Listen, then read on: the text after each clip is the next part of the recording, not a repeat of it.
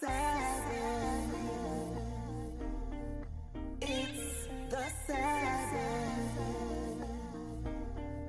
it's the Sabbath. In 6 days he finished his creations, all that's in the heavens, all that's in the earth. The 7th day he sanctified and made it holy. Moses told me this day would be for a sign between him and Jacob, established as a covenant in all our dwellings. Israel must keep it as the most honorable day, treated as a delight. The Sabbath began when the 6th day loses life. It's the Sabbath, it's the Sabbath. A day of rest is not to pursue our own pleasures. A holy convocation, that's a holy gathering. What is reading out of his law in anticipation for a spiritual measure that Ahayah gives us. It's the Sabbath, it's the Sabbath. Commanded not to buy or sell or to go on a journey. No laying with your wife, I hope you heed the warning. Seek and do the things that please Ahayah only. Gather with his people, have a good time. Break bread, drink wine, it's time to cast away the cares of this world for another day. Sufficient are the evils of the day. It's the Sabbath, it's the Sabbath, it's the Sabbath. The holy days in the Bibles are Sabbaths too. Jubilees and it's new moons. Know your pastor probably told you Sabbaths any day. Take heed and do what Moses say. Let's open this Bible. Exodus chapter 31, starting at verse 13. Speak thou also unto the children of Israel, saying, Verily my Sabbaths ye should keep, for it is a sign between me and you throughout your generations, that ye may know that I am Ahayah that do sanctify you. For ye should keep the Sabbaths therefore, for it is holy unto you. Everyone that defileth shall surely be put to death. For whosoever doeth any work therein, that soul should be cut off from among his people. 6 days may work be done, but in the 7th is the Sabbath of rest, holy to Ahayah. Whosoever doeth any work in the Sabbath day, he should be put to death. Wherefore the children of Israel should keep the Sabbath, to observe the Sabbath throughout their generations, for a perpetual covenant. Leviticus chapter 23, the middle of 32. And they took one of his ribs and closed up the flesh instead thereof. And the rib which Ahayah had taken from man made he a woman, and brought her unto the man. And Adam said, This is now bone of my bone, and flesh of my flesh. She should be called woman, because she was taken out of man. Created from our rib and vision to be a helpmeet. What's a helpmeet? In aid to his image. Satan envied Adam, despised the glorious way he living. So he attacked the weaker vessel. Let's start from the beginning. To Adam, Ahayah gave dominion over everything. The birds, the fish, the beast, even gave him a queen. Gave him a companion so he would lack nothing. The first expression on earth, what real love is. Commanded Adam to love and to teach his wife the laws of God to protect and sustain his life. Ahayah commanded his angels to come worship his image. Satan refused, then he created his tree. A fire was kindled in Ahayah's anger. He commanded Adam not to seek or eat, not even to touch the tree. Satan promised his tree would give special wisdom to cause her to think independently of her husband. This the origin of sin that brought shame and death. It's no marvel he programmed you to exalt yourself above man, who through Adam gave him dominion, and to despise your glory to bring forth children. Create a system where we were chasing occupation. Bring our children to Caesar for education. Criminalize the man and give you a higher pay. A diabolical plan, the Willie Lynch way. To decay your strength, leave you without protection. The end game to divide and destroy our nation. If you despise the man, Ahayah despise you. You were created for him, he wasn't created for you. Commanded man to love and nurture you like himself. And to Ahayah, your obedience is real wealth. The holy women of old strive to be virtuous, but in Satan's system he's caused you to go amiss. Your mother Sarah used to call Abram Lord. Ahayah commanded man to wash his wife with the word. Before you wash your wife, you must wash yourself and be the example of righteousness. Ahayah said, then she respects you and be obedient to your tongue. True definition of what it means to become one. Can two walk together except they be in agreement? These are not my words, Ahayah's commandments. 1 Corinthians chapter 11, verse 3. But I will have you know that the head of every man is Christ, and the head of the woman is the man, and the head of Christ is God. Verse 8. For the man is not of the woman, but the woman of the man. Neither was the man created for the woman, but the woman for the man. 1 Peter chapter 3, verse 1. Likewise, ye wives, be in subjection to your own husbands, that if any obey not the word, they also may without the word be won by the conversation of the wives, while they behold your chaste conduct, coupled with fear.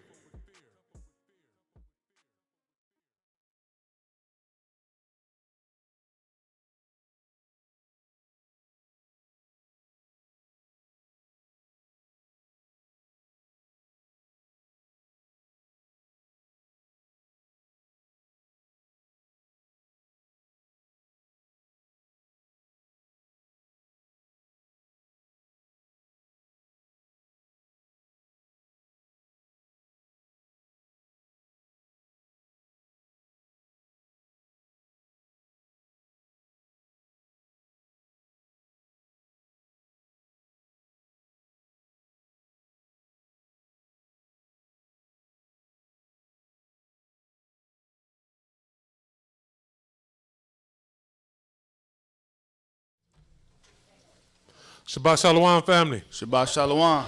Shabbat Shalom. Shabbat Shalom. Everybody good? Everybody excellent? Good? Calm? Okay. Let's see if that's so.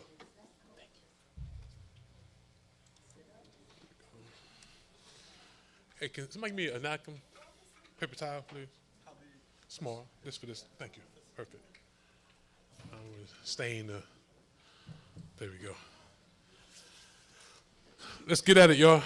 I am Elder Ma'ad, this brother Iran to my left from Awaken the Highest Select Church. Here through the grace of the Most High God to present you another Sabbath lesson.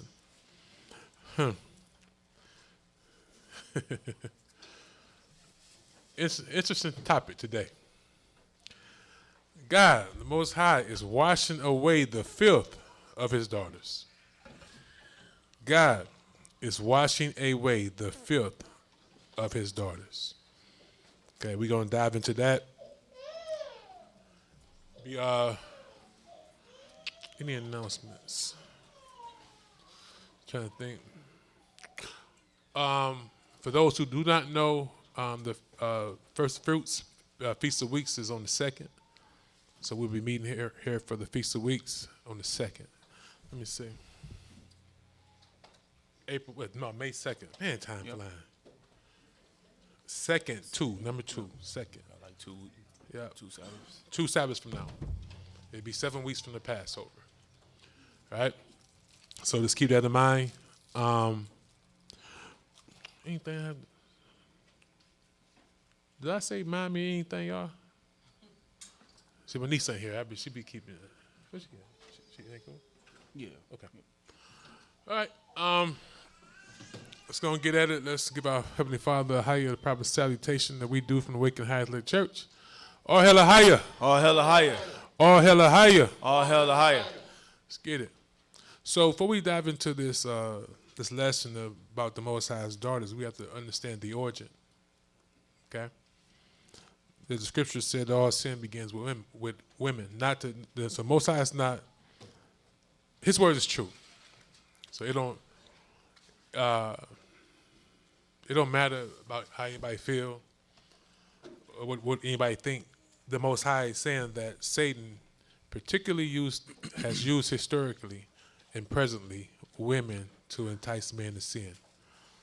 I was discussing some of this with my wife earlier today. I'm like, when you go back historically, like even in the first congregation in the wilderness with Moses now, when you look at the transgressions, Satan and his army was getting into the women's ears and the Gentiles' ears, and then they was getting to their husbands' ears. And now they contending with Moses and Aaron. You know, so the Most High calls the woman the weaker vessel for a reason. Don't mean that she's weak and feeble, but she's a weaker vessel by creation, right? So Satan always attacked the weaker. You know, a woman is more emotional. Most women for my generation, and a little further than me, going backwards, most women was more emotional than men, but Satan has flip-flopped that. Today's we got a lot of emotional men and a lot of masculine women. So he has turned the world upside down. But genetically or back through creation, men are supposed to be more practical, more disciplined in dealing with facts and not how they feel or their emotions. So Satan waited till Eve was away from her husband for a nice amount of time, and he enticed her with no protection when she was without protection from her husband. It didn't mean that Eve was subject to sin. She sinned willfully. So it's because she was isolated. It was not an excuse. Okay, so with that being said, there's a teaching that women need covering. That's nice if it happens that way. If women, if it's not in the cards for the Most High to have a woman or to have a husband or a husband have a wife, what's in the cards is salvation. So that's what we should be fighting for. As the Bible says, strive. He don't say strive for a wife. He don't say strive for a husband. It says contend in the faith. He has promised us, right? For the hope that is laid before us, that's what we strive for. We don't. The Bible don't say strive for a wife, strive for a husband. If you have one, there's commandments. Okay, but we're gonna get to the lesson so women understand like what the Most High is describing is what He sees and what He knows, right? And because of the adversaries, this is how Satan has trained and programmed the women, and you all see firsthand yourself, with the examples that the Gentiles had put before us. Like I said, Satan took all the strippers out of the strip club and put a microphone in their face and made them entertainers, rappers. Now they become celebrities and idols, and that's crazy. So like the Bible says, Satan chooses the vilest and exalt them. So those who are, like that's what Messiah says, he who mans the seams is an abomination to God. So those who these Gentiles have exalted and used as celebrities and idols, they are the vilest, the most disgusting, wickedest on earth. Okay? So the Most High is dealing with what we have been programmed with coming up in Satan's kingdom. And we're going to read the results. Let's get it. First precept, Sirach, in the book of Apocrypha, or Ecclesiasticus, chapter 25. We're going to start at verse 13. Again, that's Sirach or Ecclesiasticus, chapter 25, verse 13. And understand this, all these are facts. It's non-negotiable, it's undisputable. This is the Most High's word. So the intent for the Most High giving us this lesson today is for our sisters, even the men, to examine yourselves, to examine ourselves. Because these are things He's washing away if you allow Him to. If you block or quench the Holy Spirit, it's a wrap for you. That's just what it is. He's given the opportunity to learn and convert and do these things. If you do not, He does not love you more than those He has destroyed in the past. So remember, all these things are written for a warning and an example for us in the end days, the end times. So if we can relate to anything we're about to read, like Messiah says, we must cut it off. Okay? Let's go. Sirach, chapter 25, verse 13. It reads, give me any plague but the plague of the heart, and any wickedness but the wickedness of a woman. So give me any plague. Even the plagues that Job had. So he'll take that, didn't have to deal with the wickedness of a woman. See, it's different for a man. The reason why Satan uses women, in my opinion, now this is my opinion, right?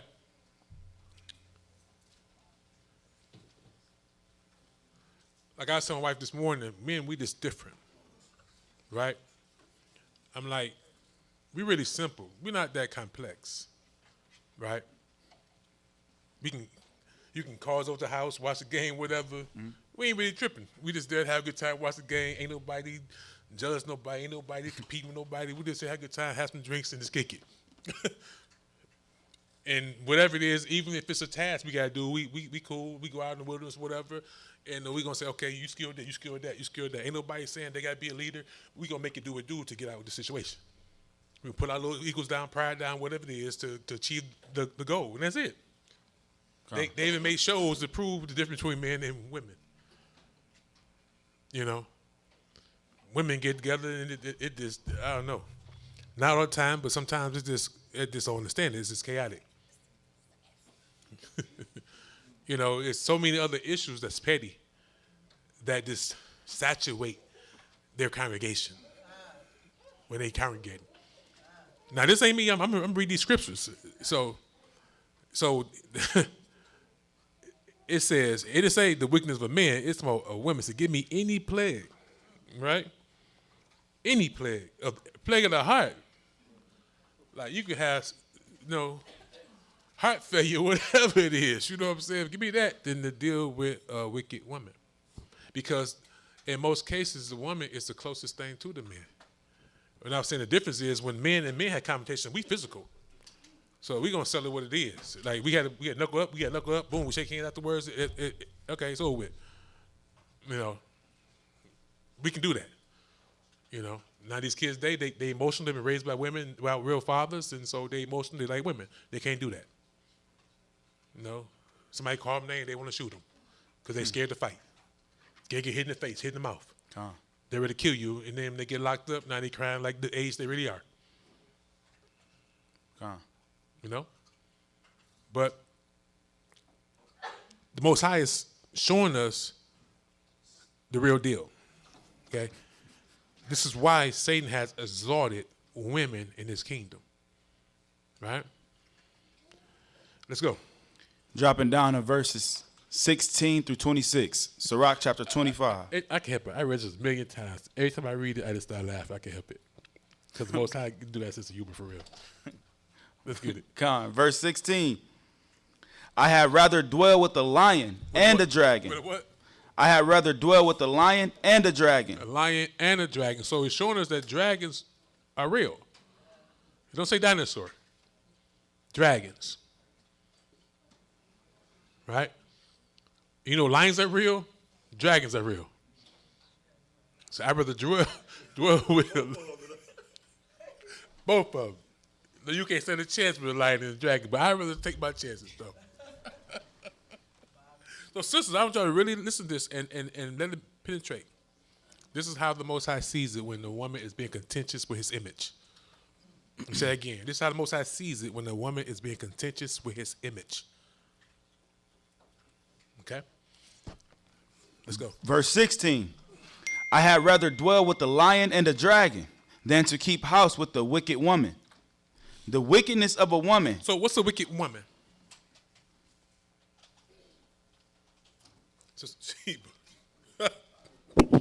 Disobedient To who? to their head, to the Most A wicked High. woman who do not serve the Most High. If she don't serve the Most High, even though she say she serve the Most High, like she said, she's not obedient to her husband nor the Most High. Because the scripture says for a woman to what? Respect, reverence her husband, to do these things as unto the Most High. So if you're not doing it to your husband, you are doing it to the Most High. Like Christ said, if you do it to one of these little ones, you have done it to me. So we're going to read the scripture because people say, the Bible says, you find a wife, you find a good thing. The Bible says that. It ain't always a good thing.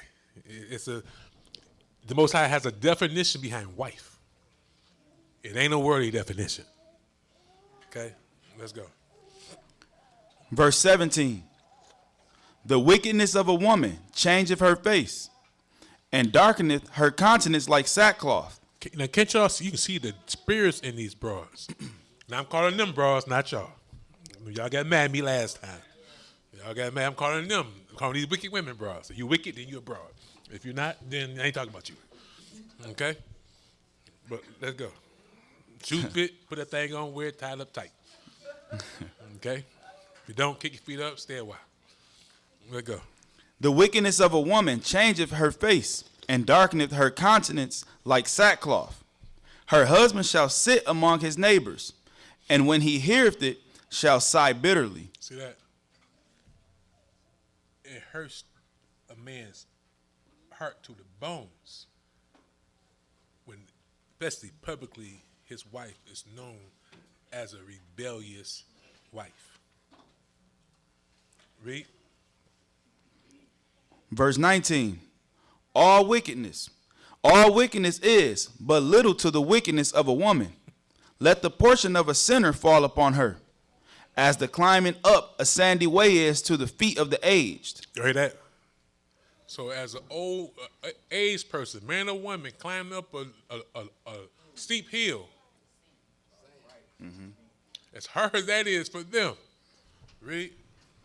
As the climbing up a sandy way is to the feet of the aged. Hold on. I made a mistake. I said a steep hill. The Most High said steep and sandy.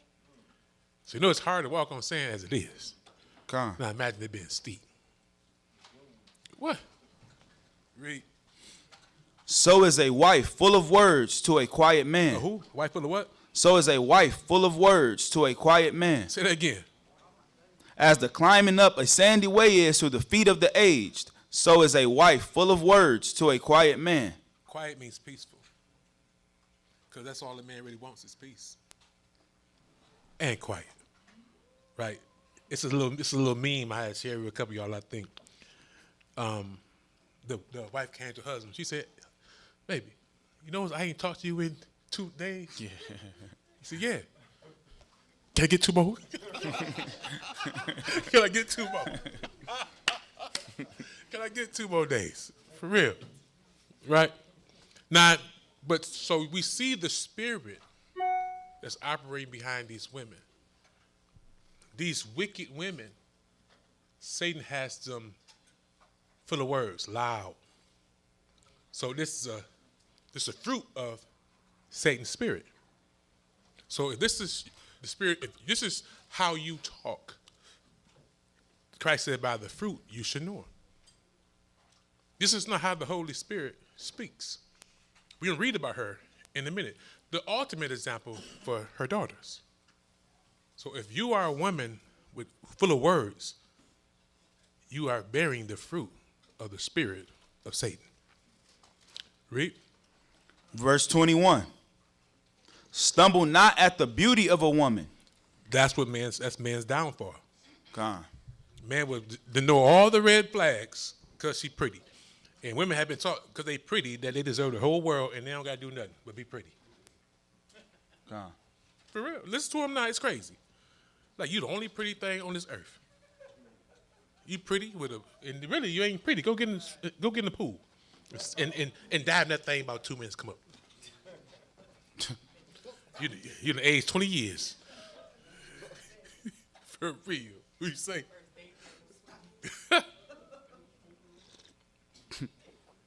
Come out looking like something like you.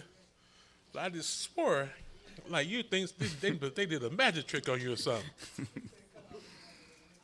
Yeah, that's like these folks said the Jews left black, came back white. You went in the pool pretty and come out looking like Medusa. Like, for real. But let's go. Verse 21. Still in Sirach or Ecclesiastes chapter 25, verse 21.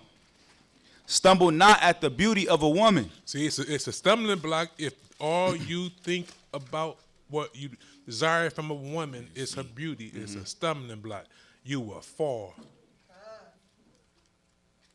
The Most High said we must search the inward parts, not just because somebody pretty. Okay? Go ahead. And desire her not for pleasure. Verse 22. A woman, if she maintain her The husband. Most High don't miss a beat. Men, they call us visual creatures. So when we see a pretty woman, we automatically desire her for pleasure. Most High said, don't do that. It's a trap, my son. Okay? Read. A woman, if she maintain her husband, is full of anger. If a woman maintain, what does that mean by maintain her husband? Sister Sheba. Microphone, please. Take care of them. Take care of them. Financially support them. So, Most High is showing us that if a woman maintains her husband, it's not the woman's job to maintain her husband. Now, is there a time where the woman steps in and help her husband? Yes, indeed. But for a man to rely on a woman to support him, that is not a man. I'm say again, if a man has the mentality that a woman, he got to go with a woman to ask a woman to pay his cell phone bill because he running out of minutes or whatever it is. You know, he ain't got a contract. He on minutes. You know what I'm saying? But if a man is dependent on his wife to consistently take care of him, he is not a man. Okay? Now, times are hard, so it ain't the 1950s, 60s, and 70s, and 80s. So you working, he working, y'all come together to make ends meet. There's something wrong with that because women are more have higher paying jobs than most men. Okay, so it's a challenge. I think the average salary for men is what, 35,000, something like that. What is it, 35,000, 40,000? No, it's not. It blow your mind. No, for real. I watched some of those shows. They be saying, they ask women what think that the average salary for men. Look it up. Brick. Women talking 100,000, 200,000. No, it ain't. It's low. No, it ain't. It ain't more than 40. I bet you that. Watch this. And this is all men. Yeah. Huh? Cause think, it's only like I think 3% of men make 100,000 and more. 3%. No, is it 10%? Try to find it for you. Bert got it. Microphone. Get a microphone, please. Brooke, it's on your table. This is from 2020, 2021, and it's broke down by age group. I'm going to go white, non-Hispanic first, 20 through 29, 34,000, 30 through 39, 60,000, 40 through 49, 71,000. And then black, non-Hispanic, 20 through 29, 25,000, 30 through 39, 41,000, 40 through 49, 51,000. So $20,000 difference there, and that's just men. So men 25 to what? 35? To black men. Yeah, black men 20 to 29 is only 25,000, and 30 to 39 is 41. Now stop right there. So when I say I've been watching the show, they be showing this. I'm talking about our folk. They asking our sisters, our daughters, how much they expect the man that they date should make? $1 million? 250,000? But their age group is making what? 25,000. So how can a man that made $25,000 really support a household today? So that's why I said that's why that's why women are working too. But this is now, they gotta keep their kingdom so the those who kingdom it is make more money than us. He says $20,000 difference. In a lot of cases, even more than that. Yes.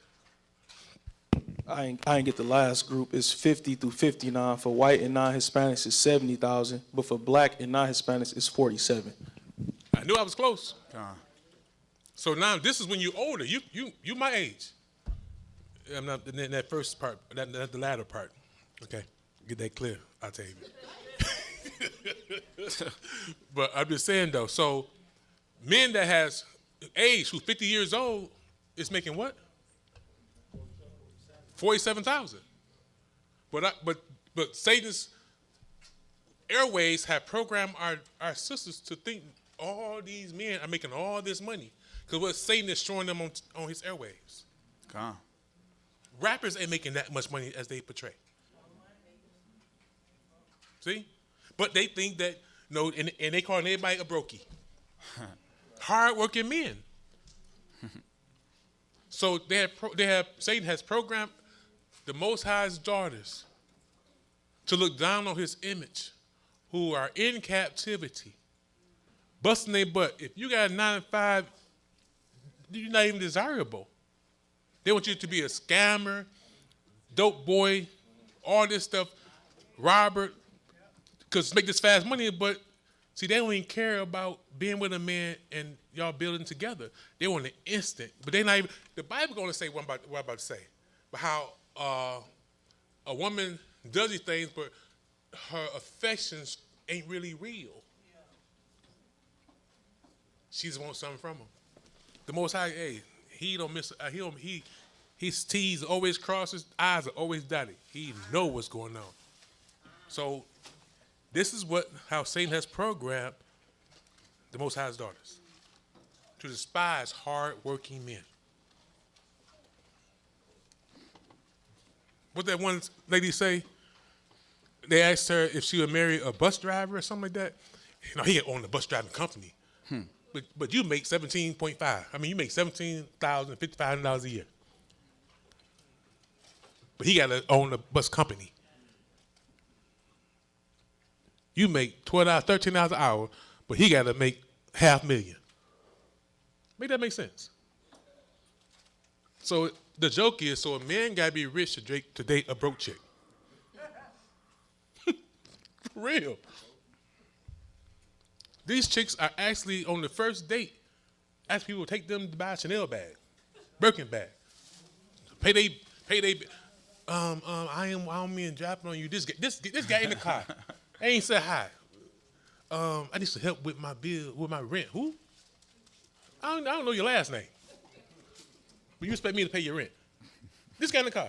We going on. I'm trying to be nice, take you on a date. In the world, I'm talking now, but I'm trying to be nice, to take you on a date. First date, you ain't shook hands, hug, nothing. Just sat down. See, they ain't got warm yet. You talking about paying your rent. Then if he don't say no, then he broke. Yep. I ain't asked you to pay mine. Who really broke? Anyway, let go. Verse 22. Back to Ecclesiasticus or Sirach chapter 25, verse 22. A woman, if she maintain her husband, is full of anger, impudence, and much reproach. See, has no respect for him. No respect. He hearing everything. See, call him all kind of names. Right? Let's go. A wicked woman abateth the courage, maketh a heavy countenance, and a wounded heart. A woman that will not comfort her husband in distress maketh weak hands and feeble knees. Of the woman came the beginning of sin, and through her we all die. Read that again. Verse 24. Of the woman came the beginning of sin, and through her we all die. Give the water no passage, neither a wicked woman liberty to gad abroad. If she go... Let's get gad abroad. Let's get that. I'm going to look it up.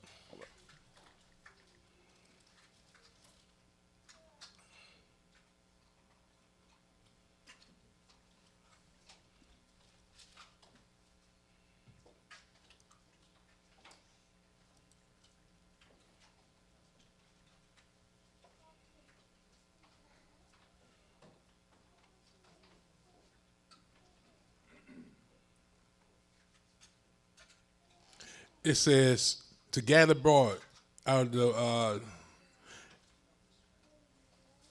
It says to wander, roam, or travel around aimlessly, restlessly, or idly, often to seek amusement or pleasure without a specific purpose.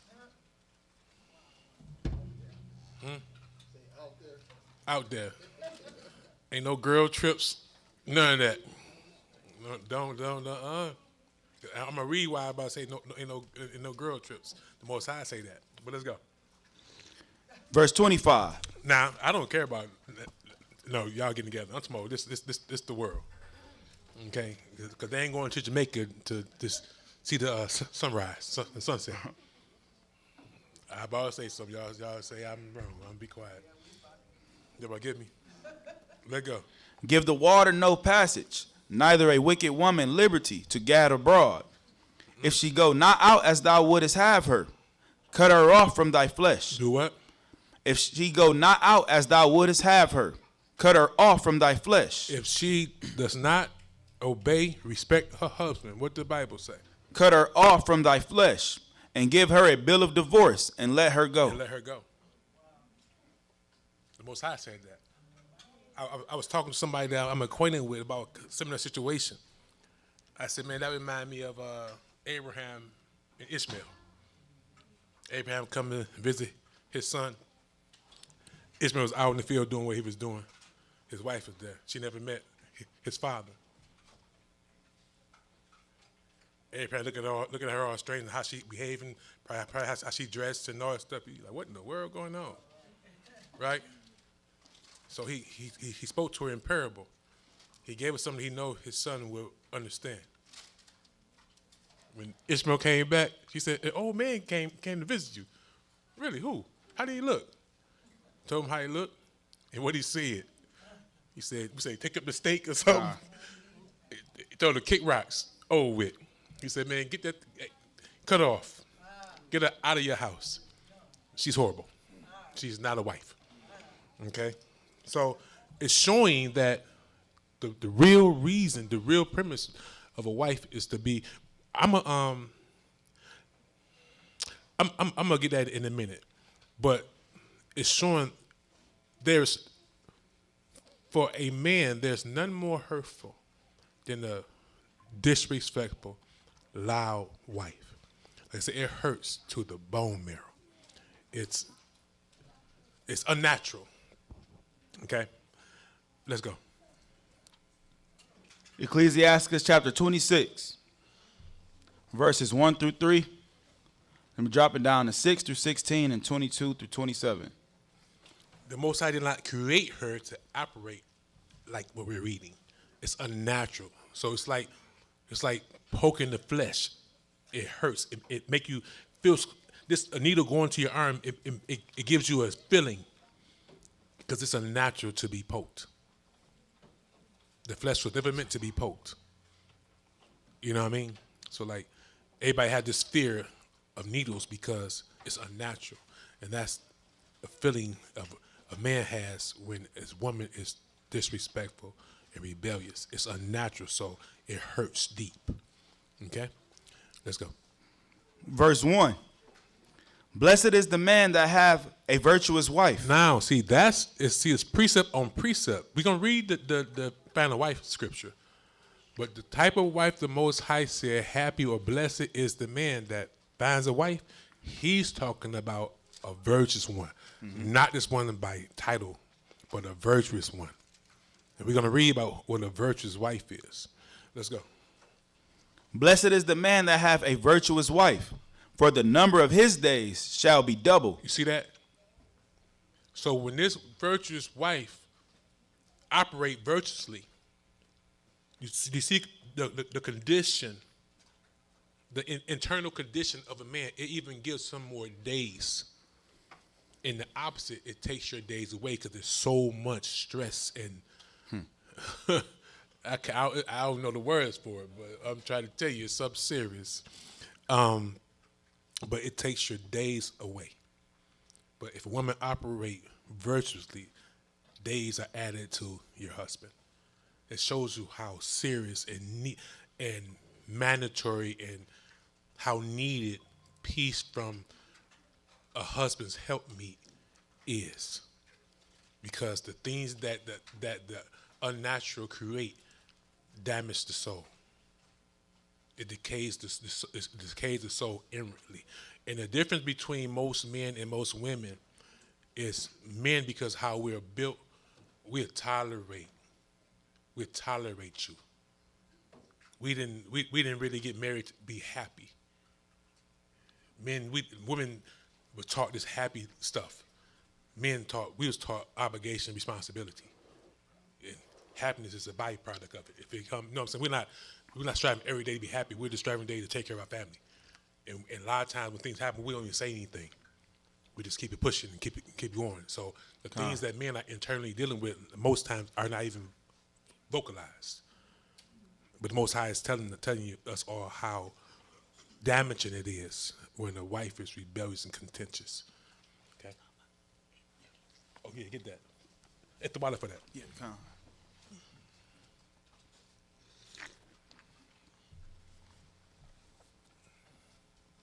That was Jasher? Yep. Out of the book of Jasher.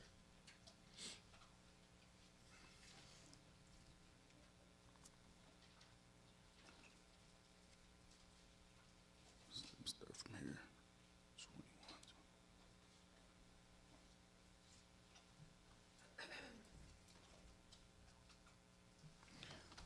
Out of the book of Jasher. I think this is what, 21. Yep. I'm going to start at verse 13. Most of it here, over here.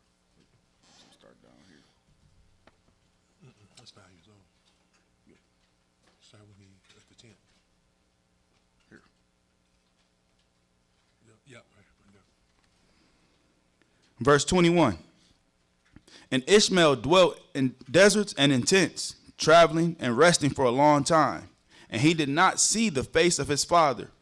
And in some time after, Abraham said to Sarah his wife, I will go and see my son Ishmael, for I have a desire to see him, for I have not seen him for a long time.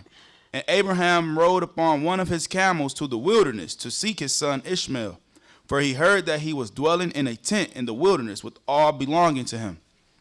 And Abraham went to the wilderness, and he reached the tent of Ishmael about noon, and he asked after Ishmael, and he found the wife of Ishmael sitting in the tent with her children, and Ishmael her husband and his mother were not with them. And Abraham asked the wife of Ishmael, saying, Where has Ishmael gone? And she said, He has gone to the field to hunt. And Abraham was still mounted upon the camel, for he would not get off to the ground, as he had sworn to his wife Sarah that he would not get off from the camel. And Abraham said to Ishmael's wife, My daughter, give me a little water that I may drink, for I am fatigued from the journey. And Ishmael's wife answered and said to Abraham, We have neither water nor bread. And she continued sitting in the tent and did not notice Abraham, neither did she ask him who he was. But she was beating her children in the tent, and she was cursing them. And she also cursed her husband Ishmael and reproached him. And Abraham heard the words of Ishmael's wife to her children, and he was very angry and displeased. Verse 29. And Abraham called to the woman to come out to him from the tent. And the woman came and stood opposite to Abraham, for Abraham was still mounted upon the camel. And Abraham said to Ishmael's wife, When thy husband Ishmael returneth home, say these words to him. A very old man from the land of the Philistines came hither to seek thee, and thus was his appearance and figure. I did not ask him who he was, and seeing thou was not here, he spoke unto me and said, When Ishmael thy husband returneth, tell him, Thus did this man say, When thou comest home, put away this nail of the tent which thou hast placed here, and place another nail in its stead. And Abraham finished his instructions to the woman, and he turned and went off on the camel homeward. And after that, Ishmael came from the chase, he and his mother, and returned to the tent, and his wife spoke these words to him. A very old man from the land of the Philistines came to seek thee, and thus was his appearance and figure. I did not ask him who he was, and seeing thou was not home, he said to me, When thy husband cometh home, tell him, Thus said the old man, Put away the nail of the tent which thou hast placed here, and place another nail in its stead. And Ishmael heard the words of his wife, and he knew that it was his father, and that his wife did not honor him. And Ishmael understood his father's words that he had spoken to his wife. And Ishmael hearkened to the voice of his father, and Ishmael cast off that woman, and she went away. You know, it's Hebrew tradition to be hospitable. Reading the scriptures, you see all the righteous being very hospitable. Running, like basically buried in the stay the night, cook something, and then giving them portions to go off with. So understand how wicked this woman was this in the context of what we're reading. Abraham like, nah. Son, she gotta kick rocks. She gotta get out of here. You know what I'm saying? I ain't raised you for this. You know what I'm saying? But it's showing how well Abraham instructed his children, as Most High said that Con. Abraham would do. Con. He ain't seen his father in years, but he knew that was his father. Right? It's like we was talking to my son today, and going through how we must rear our children, and it's showing what the instruction, what a father should be to his son. Like it was showing, it says, "Play not with your son." Right? It's not saying that we can't go shoot basketball with them, but a father, a parent, is not supposed to be the child's playmates. You know what I'm saying? But also when it says play not with your son, if you say something, mean it. Don't play with them. You say do this right here, and they don't do it, the Bible says that you don't love them if you don't give them the rod. You don't chastise them. So we was going through all that today. So you're seeing that Abraham instructed Ishmael in his law, in God's law. It's so much that he knows, no, that's my father. And he knows exactly what, so if he knew exactly what he meant by a wife and all that stuff, his father taught him that. You see what I'm saying? So that's the role of a father, not a playmate, but to instruct his son, his daughters, and his wife in righteousness. Okay? Not saying you can't, because no, every now and then when the knee feeling good, I had to give my son the business. And he go in the corner crying like a little baby, like he supposed to beat me or something. I'd be 9 years old in a wheelchair, still shooting you out. But let's go. Back to Ecclesiastes chapter 26, verse 1. I'll give verse 1 again. Blessed is the man that hath a virtuous woman, for the number of his days shall be double. A virtuous woman rejoiceth her She husband. does what? Rejoiceth her husband. She does what? Rejoiceth her husband. You see the opposite? Like seriously, I was having this conversation yesterday, and I was talking about husband and wives being friends. That's crucial. You know, y'all have to be friends. You know, and without friendship, you don't have a marriage. You know what I'm saying? Like, you know, y'all my witness. I didn't for 20 years. I didn't been through everything I think a husband can go through with my wife. But I'm gonna tell you, that's my best friend. She is, you know. I remember when we first met. One thing I really liked about my wife is she cool with people. She thinks she's funny. She missed a call and she really liked to do stand up often. But no, but deep down inside she cool with people. I'm gonna say it's publicly, baby. It's like, no, like I said it 1,000 times, but I'm gonna say it since we're dealing with it and showing that we all go through stuff. No one is exempt. But one thing about it,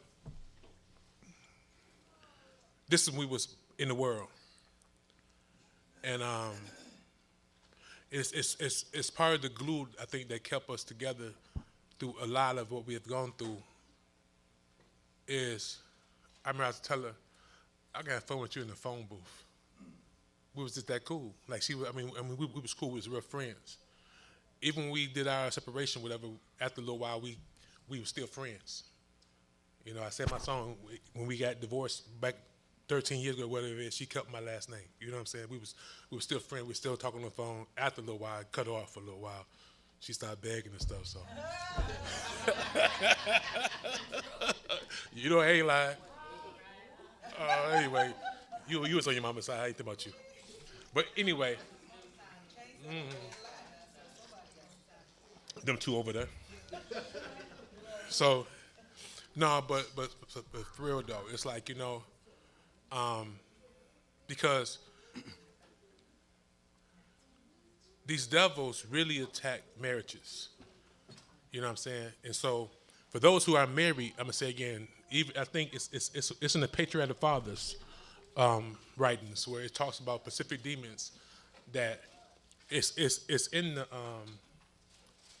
the pseudepigrapher, and it talks about specific demons whose job is to destroy marriages. But also realize for those who are single, you are supposed to be married to Messiah. So The devil's job is to destroy your marriage, to separate you from the love of Christ. You know what I'm saying? So, and I said this earlier, for those who have a husband, y'all got to understand that y'all privileged. Y'all have a husband that's in the house that out of love is there to correct you. These sisters don't have that. They have it worse off because they don't have no one to correct them. And a lot of them ain't doing the proper reading. So they out here bold. And y'all fighting against the correction, but it's really love. You know? So it could be a benefit if you have a righteous husband, because correction is the real definition of that in the Most High is love. Okay? Or a lack of giving you liberty is love, because it's protection. You know, like, and that's a dangerous thing. Like, say, even like carnally, 'cause I know y'all don't do it, but like currently, women, y'all did it, dressed like a prostitute. So she have a man or husband, whatever, the man say, don't go out to the club dressed like that. She think that he insecure. He's not insecure. He's trying to protect you from what you actually desire. The Bible says that you actually desire this attention, but the husband know what this attention brings. But let's say this is someone who's not looking for that attention, or not going to the club to find somebody to, to hook up with. And now she's with her husband or her so-called boyfriend. He told you don't dress like this. He said, well, if you don't dress like this, then you come with me. Now you're putting that man in a position to get killed, get in a fight, or go to jail. Like I remember years ago, was it Cincinnati? Whatever it was, Cincinnati? We in the club, grabbed your butt or something? Your hand? I'm just, like I said, hold on, stop. What I'm going to say, baby, like I'm going to tell you, I can tell my story but anybody, so I've been this way since you've been knowing me. But this is my story, so I'm going to tell my story. I can't give nobody else examples. I'm giving you mine. So I'm in the club. What we did to my wife, I'm hollering at that dude like, oh boy, look at her hand. She got a ring on her finger. He didn't care, right? So I'm on that, and so my wife came to me like, oh, I know how to handle myself. I don't care who in the club. You know what I'm saying? So, but it's a situation where I could have got killed. This is his city, his people in the club. It's just me and my wife. You know what I'm saying? But I'm saying it puts men in positions, because like I said, we're physical. So, a lot of men get harmed, go to prison, don't come home at night because how the woman is even dressed. Okay? So when the man tells his woman that, it's not because you don't look good in your outfit, but it's protection. So that's the end of my story for my daughter's sake. Let's go. Mm-hmm. Let's go. Con. Huh? Back to Ecclesiastes chapter. Wait. Get the microphone.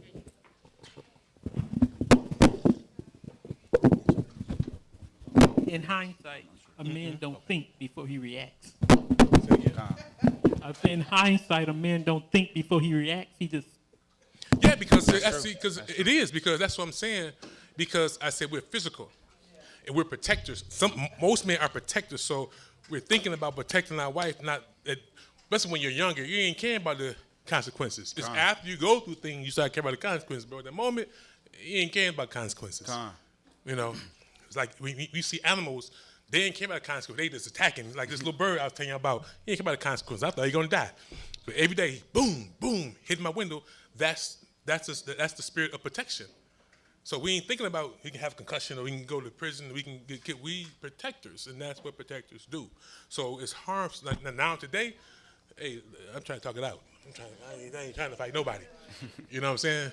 But when you're younger, especially when you're younger, you're not mature enough because because life will teach you as you get older that it ain't worth it. You know what I'm saying? So, but yeah. So, mother, your son came a long way. So, let's go. Verse 2. A virtuous woman rejoiceth her husband, and he shall fulfill the years of his life in peace. A good wife is a good portion, which shall be given in the portion of them that fear the Most Hey, High. hey, who? A good wife, a virtuous wife is a good portion. Come. And what is a good wife? Which shall be given in the portion of them that fear the Most High. One that fears the Most High, right? A good wife would be given to one who fears the Most High. Now check this out. The title is God is washing away the filth of his daughters. So all of us, those who are in this church and those who are in this church outside of the church, we didn't come into this as good husbands and good wives in the Most High sight. So he's washing away the filth of his sons and his daughters, teaching us how to be husbands in his sight and wives in his sight. So we're going to go through these things because, like I said, these spirits are against the operation of God's hand in our lives. We have to we have to get the victory over this and become this good portion that the Most High gives to us. Even though we're married, the Most High is working on us, and in the end, it's a gift because we see the progress, we see the growth, and with that, it rejoices a husband and it rejoices the wife. Okay, it's hot in here. Y'all got heat on. Look like everybody. Y'all in here with coats on. Y'all snow suits over here, like. Yeah. Man. Huh? Everybody got on coats too. Y'all sisters, man. I'm telling y'all something. Something. Let go. Dropping down to verse 6. But a grief of heart and sorrow is a woman that is jealous over another woman, and a scourge of the tongue which communicateth with all. An evil wife is a yoke shaken to and fro. He that have hold of her is as though he had held a Where scorpion. you at? Verse 7. Okay. Let's go. Get it again. Yeah. We get verse 6 again. But a grief of heart and sorrow is a woman that is jealous over another woman, and a scourge of the tongue which communicateth with all. Verse 7. An evil wife is a yoke shaken to and fro. He that have hold of her is as though he held a scorpion. Man, it's crazy, man. Woo-wee. It's serious. It's serious business. Verse 8. A drunken woman and a gatherer abroad causeth great anger, and she will not cover her own shame. The whoredom of a woman may be known in her haughty looks and eyelids. Who taught women how to beautify their eyelids and put on these costumes aesthetically? The fallen angels. We say, microphone.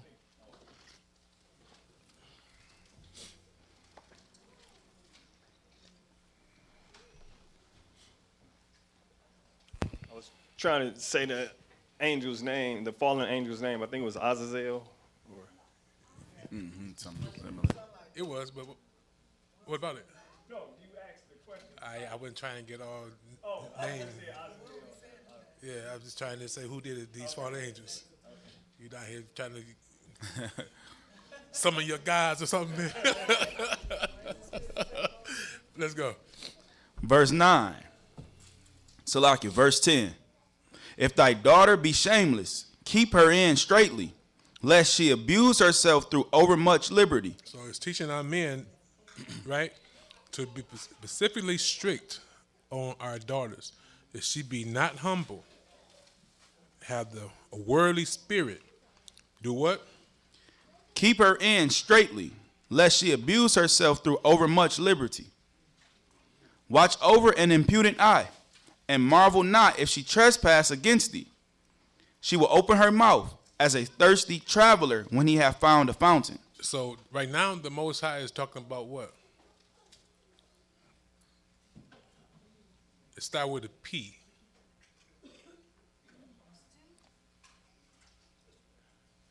Sister Milka.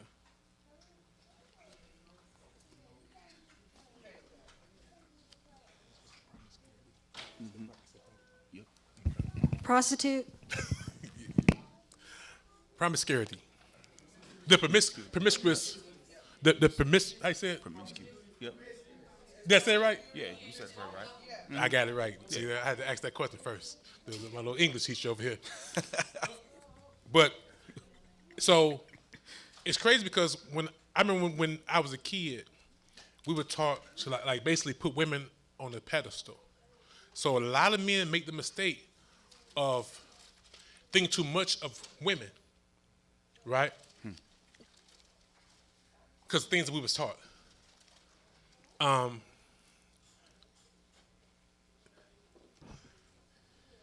Even to this day, then we come up and most women say, "Oh, men cheat." That ain't true. Most women cheat in real life. Listen to what the Most High say. Verse 11 again. Watch over an impudent eye, and marvel not if she trespass against thee. She will open her mouth as a thirsty traveler when he hath found a fountain, and drink of every water near her. Every water near her. What they call that when women try to always look for higher, like better? No.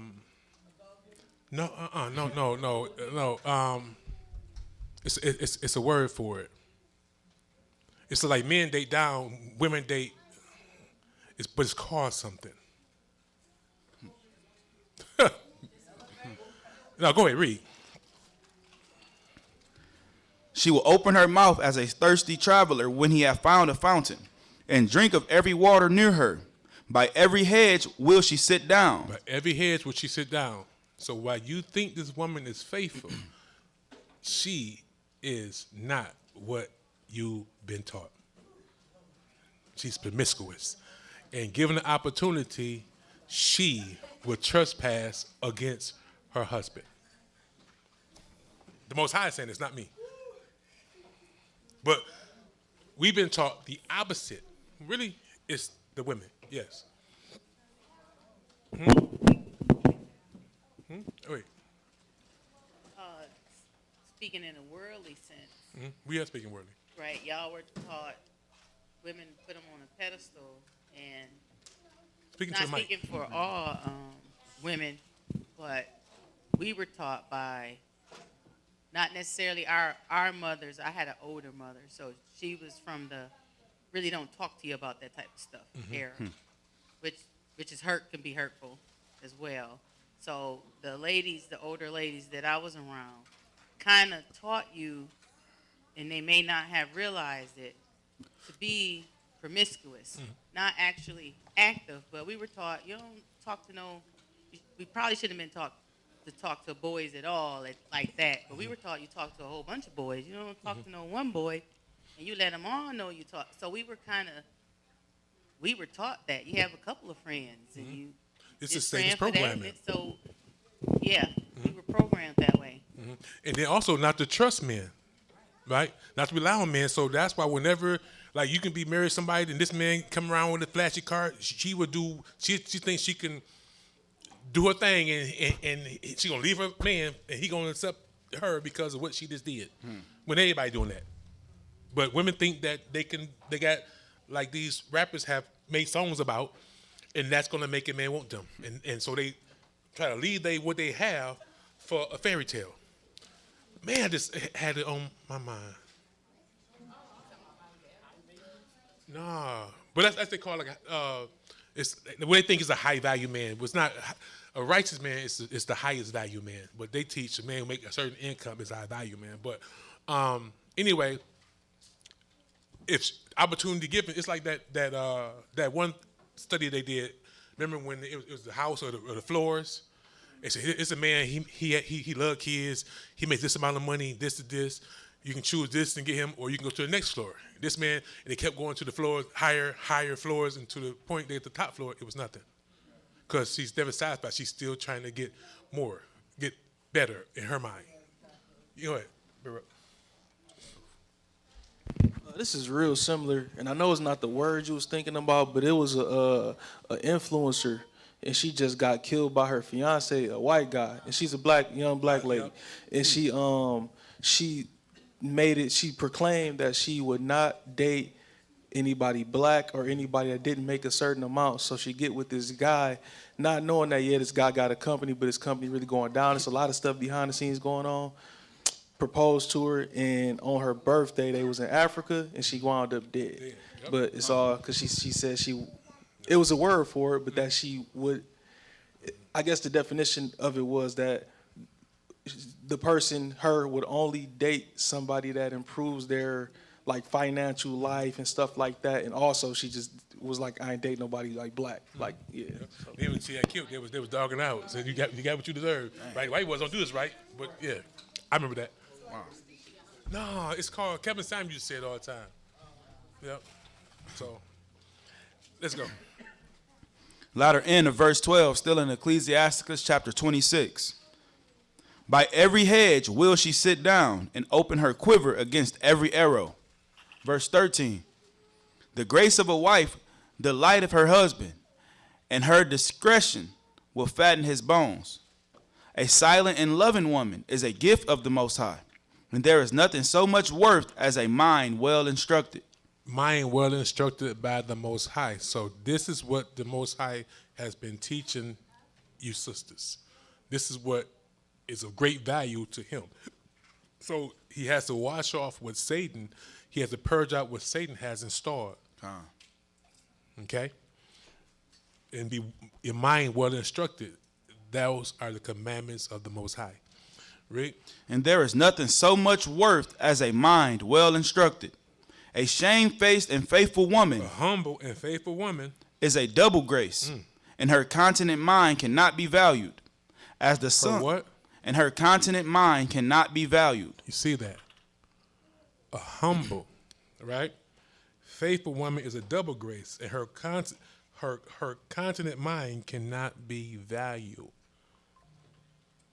Not the one that's haughty with much words. Read. As the sun when it arises. Hold on. Let's get that for there. Get that. Continent. Strong's or No, you can't get in the Strong's in there. It ain't in there. It don't go to the Apocrypha. Get it right here for you.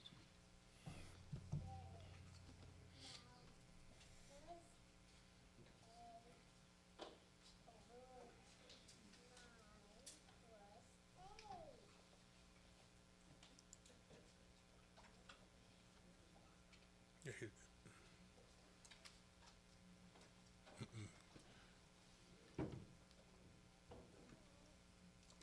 Let's see what that means. These spelled it wrong. Let's see. No, it's right. Restrictive. Get that right there. You can't get it. So, yeah. See. Continent, right? It says restrictive. Especially refraining from intercourse. So one that's not promiscuous, one who earnest and is faithful to her husband. That's why it says humble and faithful woman, because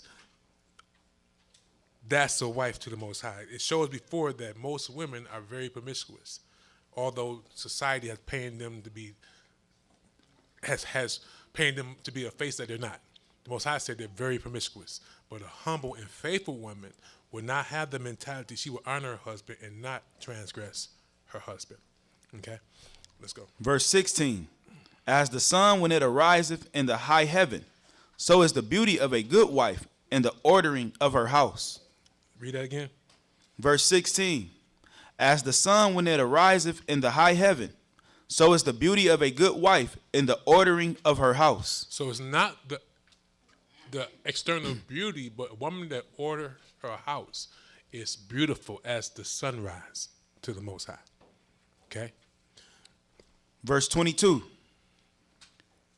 A harlot shall be accounted as spittle, but a married woman is a tower against death to her husband. A real married woman, not one that's married by title. Read. 23. A wicked woman is given as a portion to a wicked man, but a godly woman is given to him that feareth the Most High.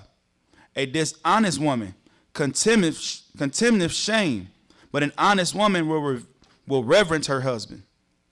A shameless woman shall be counted as a dog, but she that is shamefaced will fear the Most High. So do we see the difference between a righteous and a wicked woman? One is humble, one is boisterous. One is rebellious and contentious, the other one is opposite. Read. Verse 26. A woman that honoreth her husband shall be judged wise of all, but she that dishonoreth him. Again.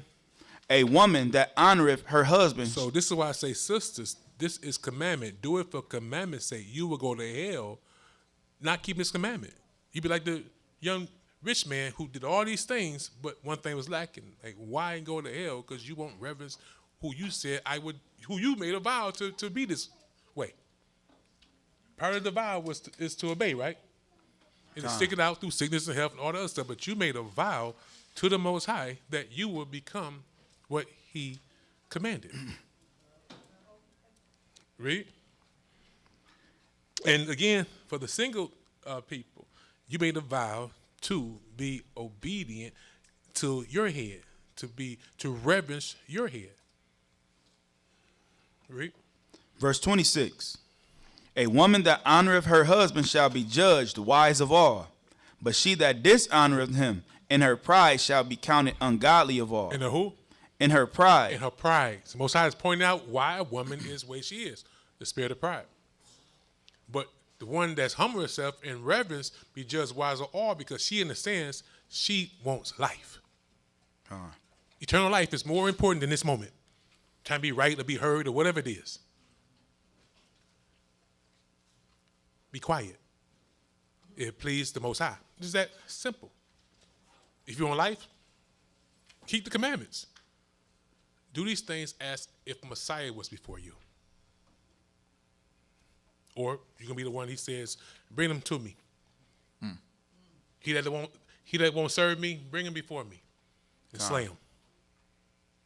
That's your finality. You cannot overlook what the Most High commands. And this is what the Most High has been doing with the sisters in here for a long time, but you have to have ears or die. Can't make it no more plainer. If it's more important to you to let the spirit of pride take you to the pits of hell, the Messiah says better than I said. You are having your reward. You're receiving your reward in full. That little feeling that you feel, like you think you're right or whatever you are doing, that's your reward. That's your reward that would have the angels drag you down to the pits of hell. It's that serious. You can't do all these other commandments and not that one. Single sisters, the spirit of pride do not allow the spirit of pride to destroy you. Do what pleased the Most High and live. Read. Verse 27. A loud crying woman. A loud crying woman. So this ain't a new spirit. This ain't a new spirit. It's an old spirit. Read. A loud crying woman and a scold shall be sought out to drive away the enemies. More dangerous than the army. Read. Next precept is Proverbs chapter 13.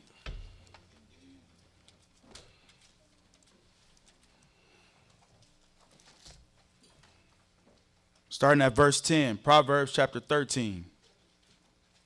Starting at verse 10. When everyone's there.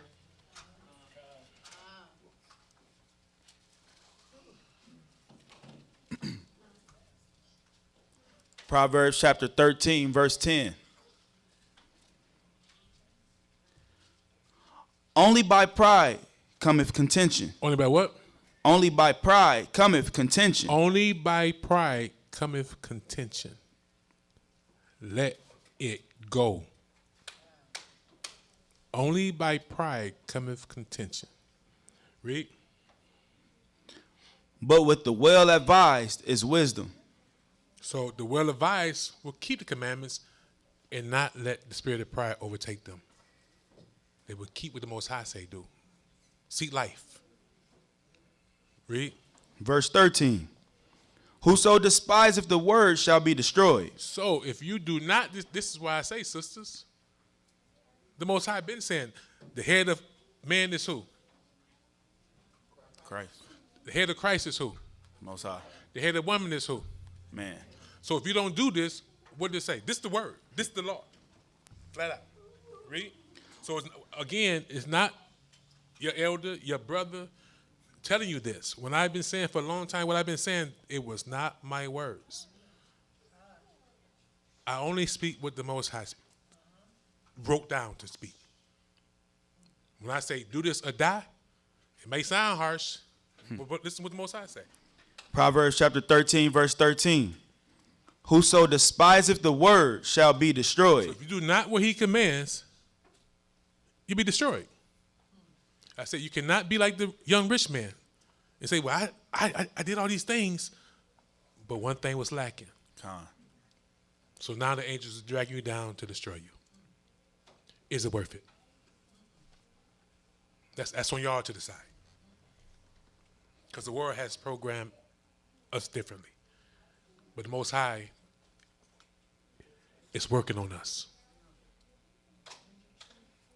We have to let his word penetrate our hearts so it bears fruit. Read.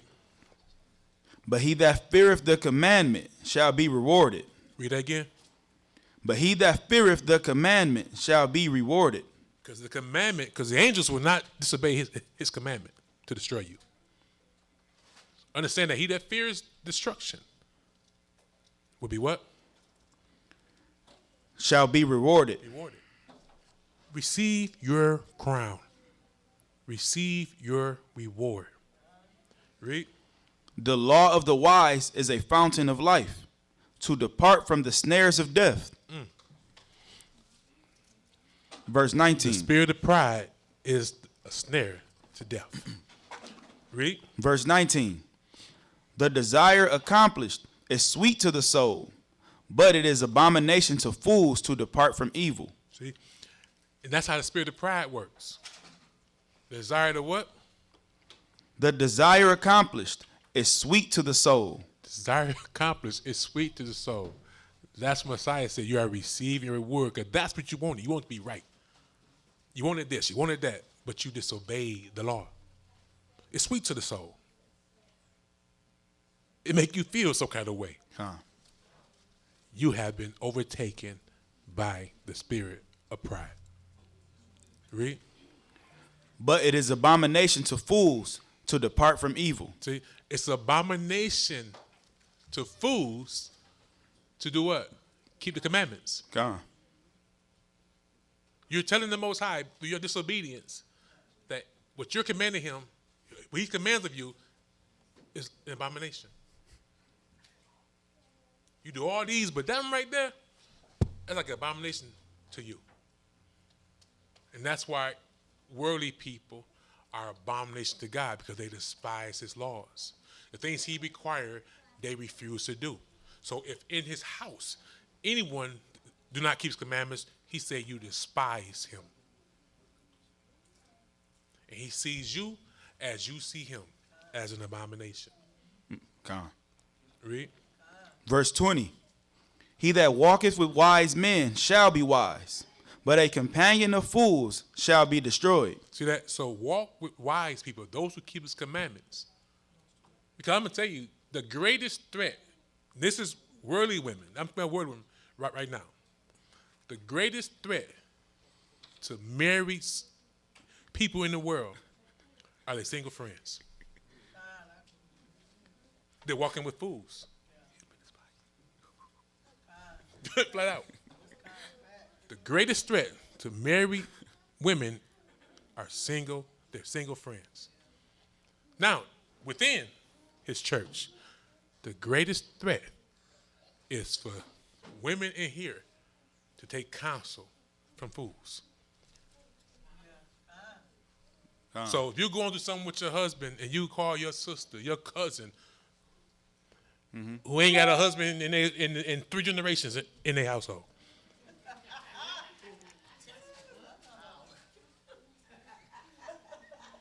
Y'all ain't right. Y'all ain't right. Am I lying though?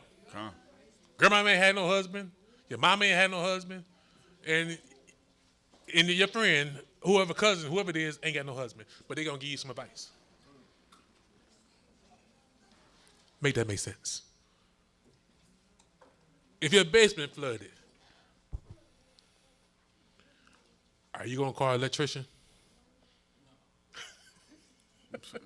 So why would you talk to this person for counsel who is not qualified to give you counsel? Let's precept. Verse 20. He that walketh with wise men shall be wise, but a companion of fools shall be destroyed. So remember, bad association, what? Spoils your habits. 21. Evil pursueth sinners. See, evil pursueth sinners. Read. But to the righteous, good shall be repaid. The righteous good should be paid.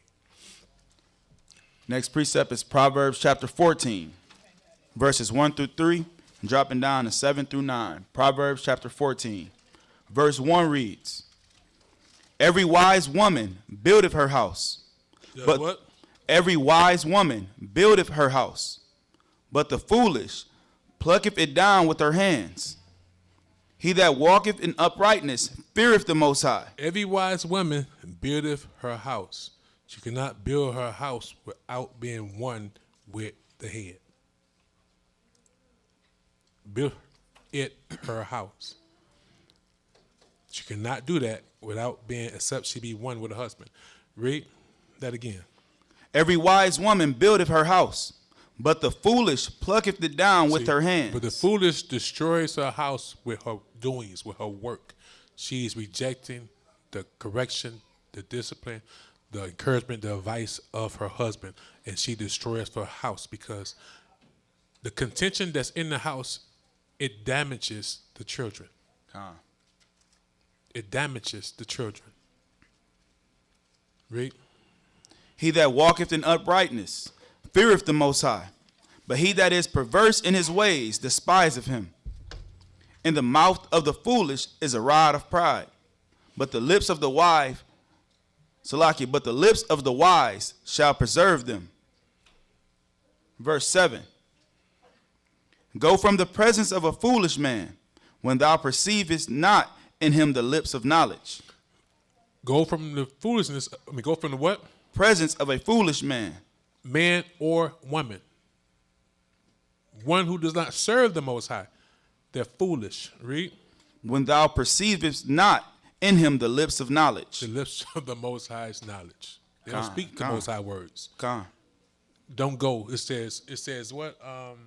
Hearken not into the counsel of the ungodly. Yep. Read.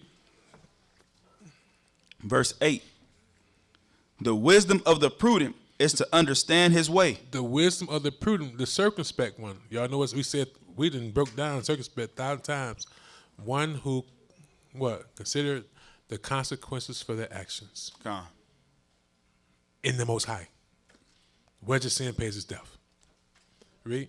The wisdom of the prudent is to understand his way, but the folly of fools is deceit.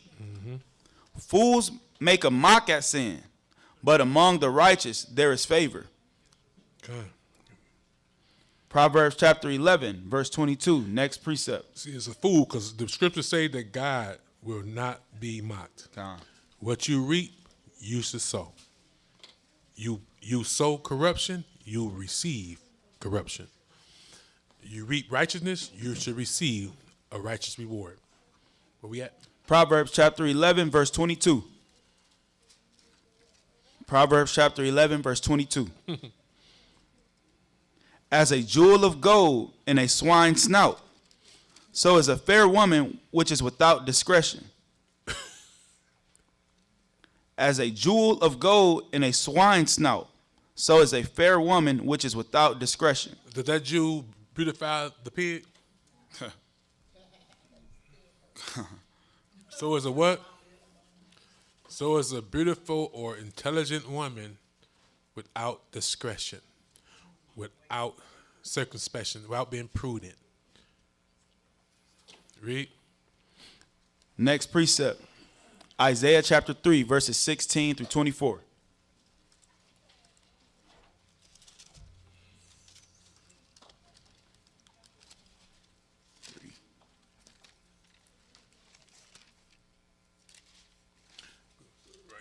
after, we can go right there. Yeah, after that one.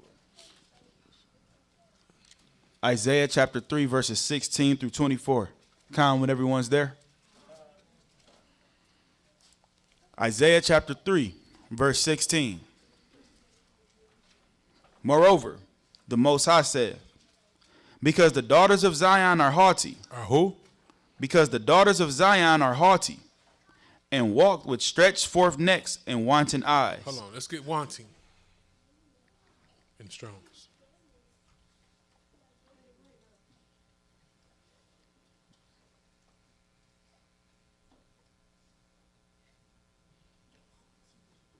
Yeah, 17. Isaiah 3, verse 16.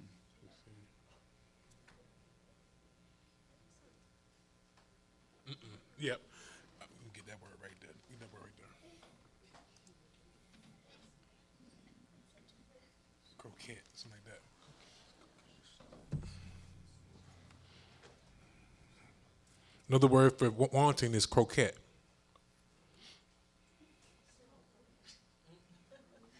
No. So, a woman who, this is what I was saying earlier, okay? A woman who endeavors without sincere affection to gain the attention and admiration of men. Con. See why it's important to understand what the words mean? So even the woman say, well, I'm just like this for me. No, you ain't. She's dressing like a harlot. Read that again. Coquette, a woman who endeavors without sincere affection to gain the attention and admiration of men. Now, sincere affection means that she would be desiring a righteous man for true what? True what?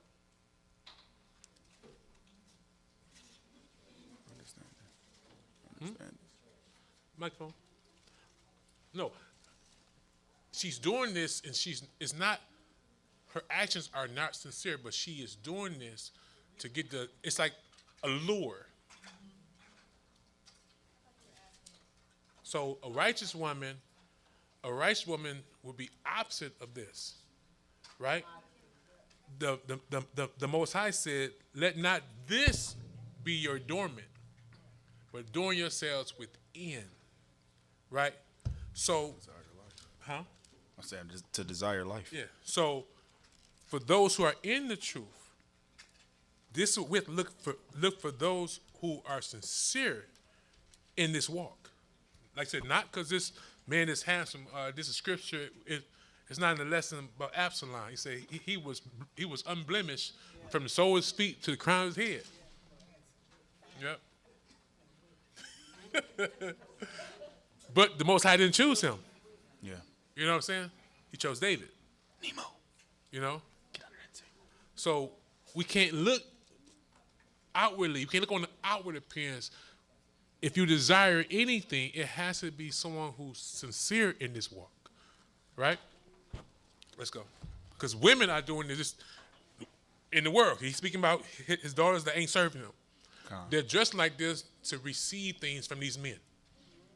Just like a harlot to receive things from men. It's not true. It's not pure. It's not sincere. They're doing this as a lure to get what they want. Okay? Then get mad when you look at them. Anyway, let's go. Verse 16, top of verse 16 in Isaiah chapter 3. Moreover, the Most High saith, because the daughters of Zion are haughty, and walk with stretched forth necks, and wanton eyes, walking and mincing as they go. Walking it, y'all, women got that walk. Yeah, I'm trying to tell you, something serious. But it's all been taught to you to be used as a snare to entice men to sin. You never read the scriptures where a man is enticing a woman to sin. What?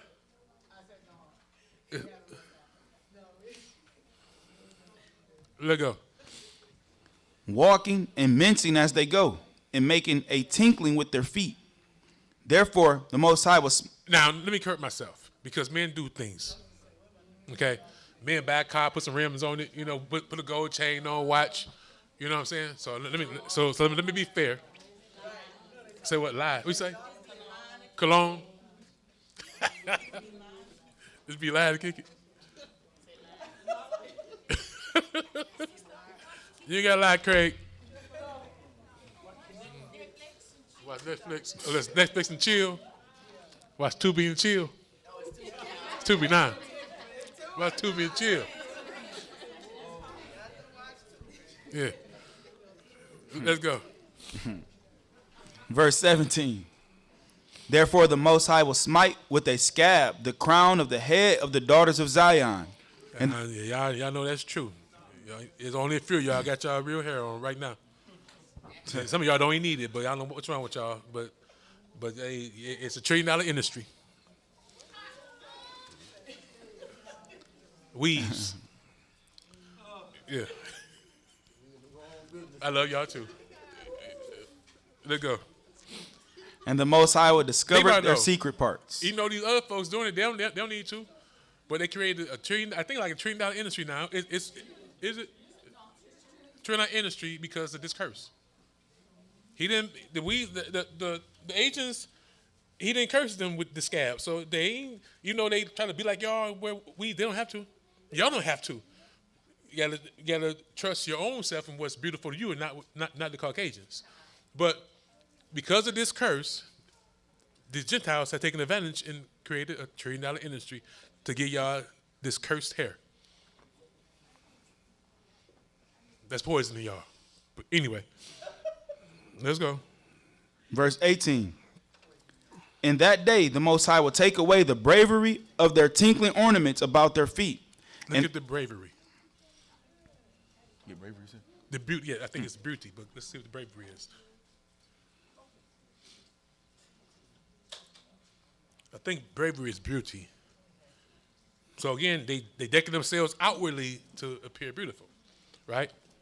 In the moon, we go to the moon. The moon is like a necklace around the neck, like a chain around the neck, like remember them ham bones? Like that's how I look at it, like a ham bone, herringbone.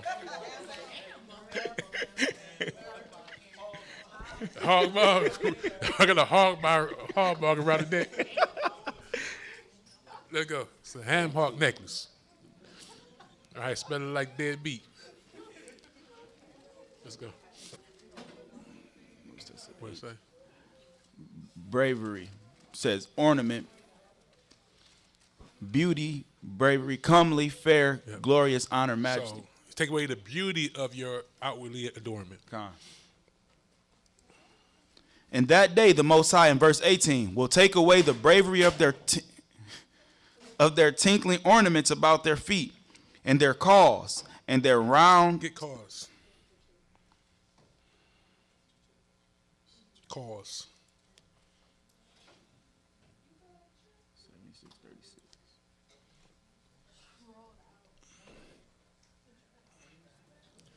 Uh-oh.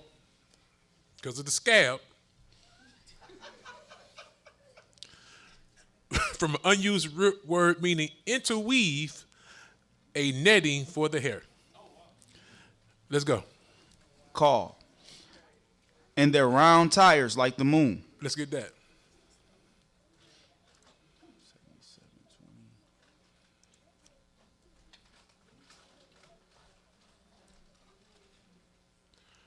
A round pendant for the neck. Round, it's an ornament, round tire like the moon. Let's go. Verse 19. The chains and the bracelets and the mufflers, the bonnets and the ornaments of the legs and the headbands. Y'all done brought the bonnets back, huh? Let's go. And the headbands and the tablets and the earrings, the rings and nose jewels, the changeable suits of apparel and the mantles and the wimples and the crisping pins, the glasses and the fine linen and the hoods and the veils. Now, all this is done to what? receive attention from men to lure them to sin. Next precept. Verse 24.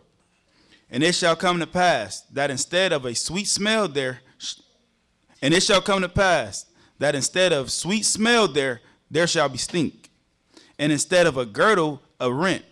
And instead of well set hair, baldness. And instead of a stomacher, a girding of sackcloth. And a burning instead of beauty. So y'all experienced that. Y'all had babies. So some of y'all use that as an excuse that because you lost your girdle that you gain weight. But it's a thing called GYM.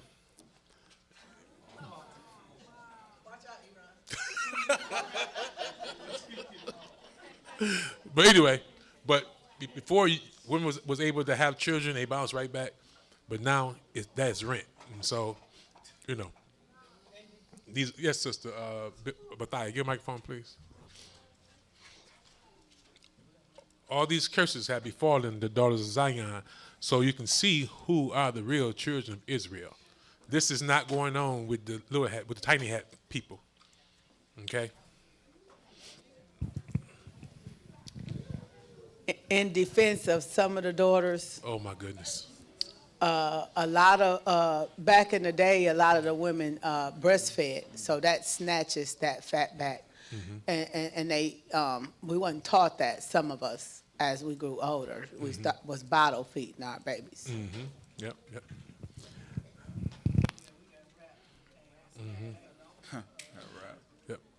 Let's go. Isaiah chapter 4, verses 3 and 4. Isaiah chapter 4, verses 3 and 4. Verse 3 reads, And it shall come to pass that he that is left in Zion and he that remaineth in Jerusalem shall be called holy, even every one that is written among the living in Jerusalem. When the Most High shall have washed away the filth of the daughters of Zion, and shall have purged the blood of Jerusalem from the midst thereof by the spirit of judgment and by the spirit of burning. So these are the ones who did not despise the Most High's commandments. They would be in the midst of the living in New Jerusalem. Next precept. Proverbs chapter 6. So we see that there's a remnant of virtuous women in the kingdom. Okay? There's hope for y'all. Even you, Bill High. Not too much on you. She was looking at me all crazy.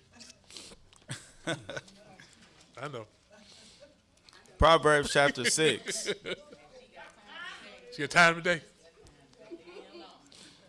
Get that spirit of pride in here now. Let's go. Verses 23 through 29. Proverbs chapter 6. Come when everyone's there. Bill, I know that I love her. Let's go. Let's go. 23. For the commandment is a lamp, and the law is light, and reproofs of instruction are the way of life. And proofs of instructions are the way of life. To what? To keep thee from the evil woman, from the flattery of the tongue of a strange woman. Who's behind this evil woman? And why is the Most High is, I'm going to say it. The Most High is describing Satan as a beautiful, evil woman who decks herself out, who searches for foolish men, unwise men to entice them to sin. Okay? 25. Lust not after her beauty in thine heart. Lust not after her beauty in your heart. Now he's talking about physically, but also lust not after the beauty of sin.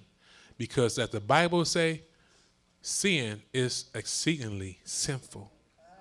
Satan decked it out beautifully, and you'll think it's not sin if you don't have the lamp. The lamp is our defense. Satan comes like that. He comes as a beautiful woman or a handsome man. I'm just not talking about, like I said, the physical, but that's how cunning Satan is.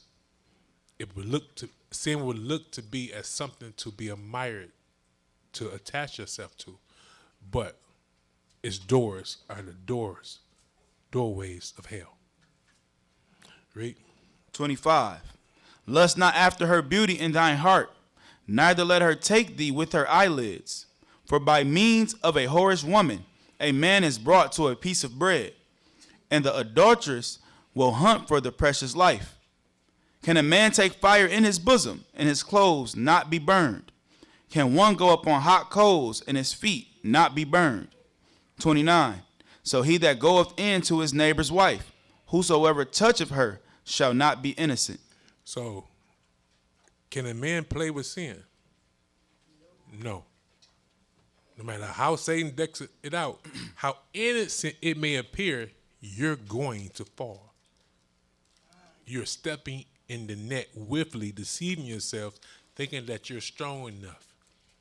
Well, the first 1 or 2 times where y'all two being and chilling, you might be successful. But that third time, he got you. Con.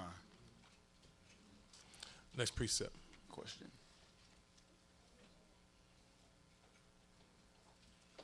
Did you me to say that? Con, I think so. Maybe so. Let me see.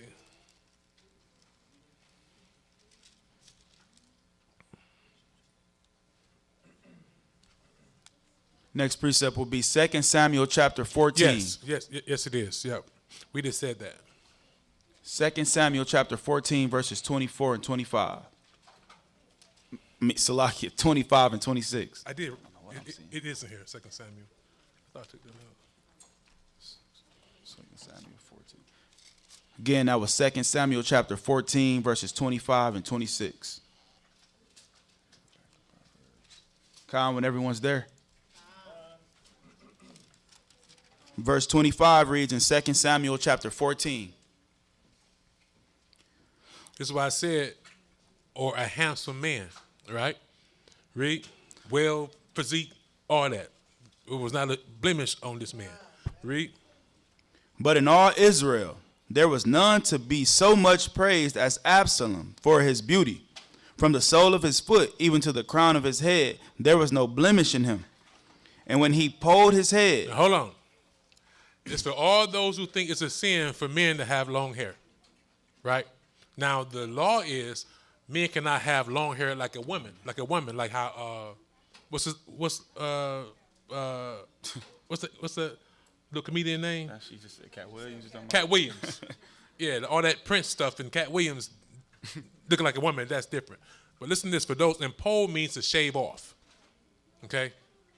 Let's go. Verse 26. And when he, Matter of fact, let's get poll when you get there, Strong's. And when he polled his head, for it was at every year's end that he polled it, because the hair was heavy on him. So he had no waves. Okay? He has locks, right? It was heavy on him. Once a year, he shaved his head. Read. Therefore he polled it. He weighed the hair of his head at 200 shekels after the king's weight. That's heavy. Walk around with a strong neck. Let's go.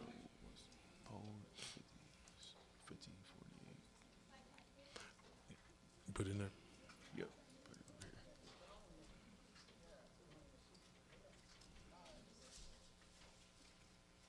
Let's see what this one is.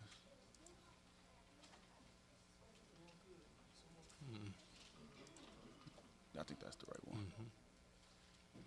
Get it. Polled, or galak, in Hebrew H 1548, says properly to be bald, that is, to shave, figuratively to lay waste, poll, shave off. Okay. Next precept. I was just wondering, that precept is in reference to what? The poll? Just telling us how beautiful Absalom was? Like it's from the head to the feet. Like even his locks, everything was beautiful. He said it was heavy. But like for example, someone said that my nephew here was sinning because he had long hair. But that's not a sin. That's what it's saying. It's showing that that's how a lot of men of Israel, they wore locks. And it's showing how heavy, how big and heavy his hair was. That it's not a sin because they say we can't shave our corners. We can't shave. We can't do all these things, but the law is different. They understand the law. When it says you cannot make carvings or carve around your edges, it's talking about to the dead. Because they was doing these things to the dead, not this to stay groomed. Okay? There's nothing wrong with being groomed, so you can shave and all that kind of stuff. It's not talking about that, but they have misinterpreted the scriptures. Okay? Because it says a man should not have long hair, right? Samson, Christ, they all had locks and stuff like that. So it was not long hair. It's talking about being like a woman. Okay. Yeah, it's showing like from head to toe. He was.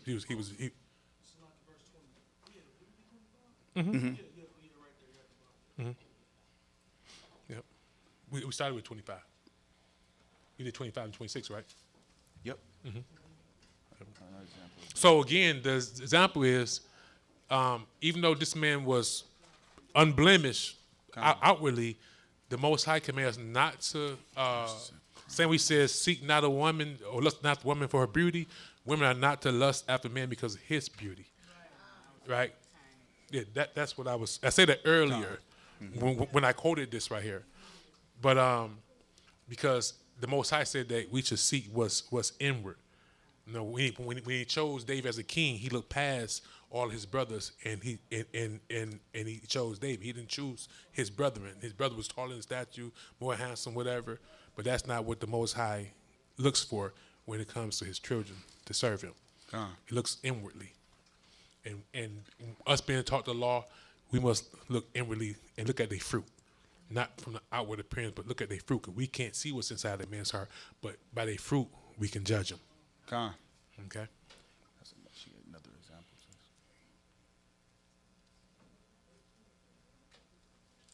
Yeah. Being bald was shameful. Like, that's what them used to do. That they would shave and then they would make them walk naked and all kind of stuff. Being bald was shameful. That was an act of, that's what they did. But this is what this brother did, once a year. So his hair was too long. He had to cut it off. Let's go. Next precept is Esther chapter 1, verses 11 through 22. The book of Esther chapter 1, verses 11 through 22. When everyone's there.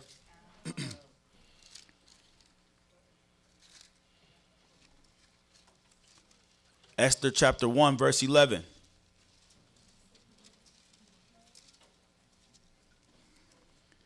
Verse 11 reads, to bring Vashti, the queen, before the king with the crown royal, to show the people and the princess her beauty, for she was fair to look on. But the queen Vashti refused to come at the king's commandment by his chamberlains. Here's that spirit of pride and contention. Therefore was the king very wroth, and his anger burned in him. Then the king said to the wise men, which knew the times, for so was the king's manners toward all that knew law and judgment. And the next unto him was Karshina, Shethar, Admatha, Tarshish, Maris, Marcina, and Mamukin, the 7 princes of Persia and Media, which saw the king's face, and which sat the first in the kingdom. What shall we do unto the queen Vashti according to law? Because she have not performed the commandment of the king Ahasuerus by the chamberlains. And Mamukin answered before the king and the princes, Vashti the queen have not done wrong to the king only, but also to all the princes, and to all the people that are in all the provinces of the king Ahasuerus. So that's why it's very important for sisters to do what? Set the example. Because it's showing that the brother's saying this is the queen, what all the women look up to. If she's allowed to do this, you're not even going to poison your house, but you're going to poison all of our houses. Because our wives will follow her example. Read. Verse 17.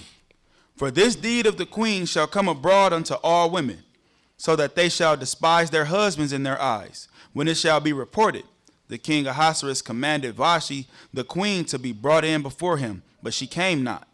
Likewise shall the ladies of Persia and Media say this day unto all the king's princes, which have heard of the deed of the queen. Thus shall there arise too much contempt and wrath. If it please the king, let there go a royal commandment from him, and let it be written among the laws of the Persians and the Medes, that it be not altered, that Vashti come no more before King Ahasuerus, and let the king give her royal estate unto another that is better than she. Verse 20. And when the king's decree which he shall make shall be published throughout all his empire, for it is great, all the wives shall give to their husbands honor, both to great and small. It's a matter that if the queen can do it, the other man don't stand a chance, Con. right?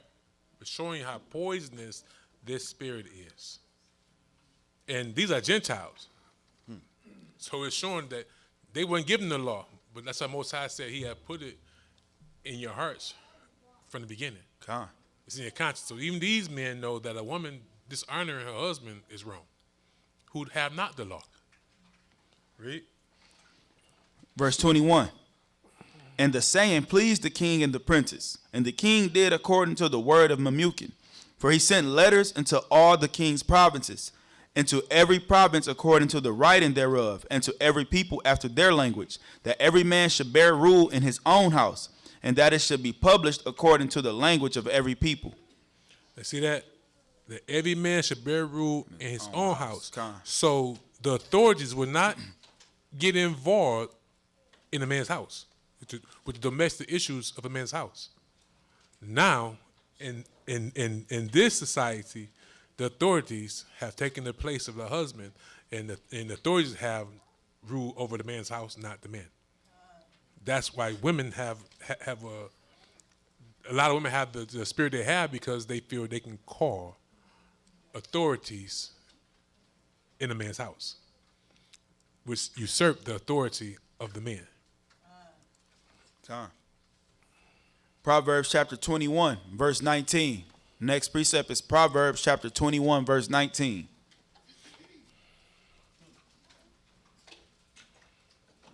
Kyle, when everyone's there.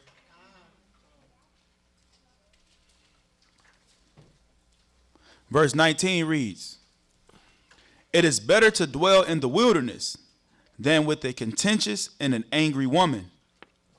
So the king did what to his contentious wife? Put her away. He got one that's better than her. It didn't say more beautiful than her, but better. One who would be obedient, respectful. See? Because all the women was gorgeous, but one that's better who would not act as Queen Esther. Next precept is Proverbs chapter 27, verses 15 and 16. Proverbs chapter 27, verses 15 and 16. Con, when everyone's there. Verse 15 reads, a continual dropping and a very rainy day and a contentious woman are alike. Whosoever hideth her hideth the wind, and the ointment of his right hand, which bewrayeth itself. A continual dropping in a very rainy day, and a contentious woman are alike. He that hideth her hideth the wind, and the ointment of his right hand which bewrayeth itself. Next precept. Ezekiel chapter 16, verse 15. Ezekiel chapter 16, verse 15. Con, when everyone's there.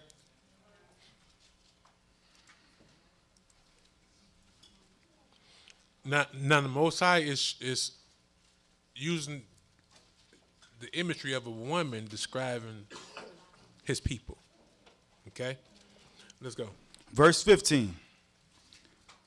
But thou didst trust in thine own beauty, and playedst the harlot because of thy renown, and pouredst out thy fornications on everyone that passeth by. His it was. Thou hast trusted in your beauty, and have played the harlot. Okay? How can sisters do this within their marriage or in their marriage to Messiah?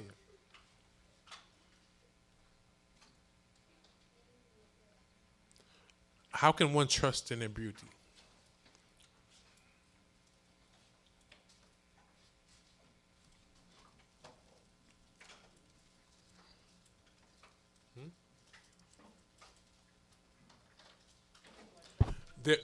when he used it as describe his people, they trusted in their own beauty, in their own righteousness.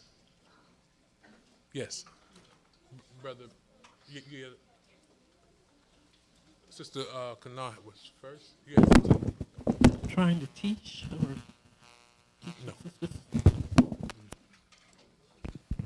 No. They took for granted the things that the Most High gave them and didn't appreciate it.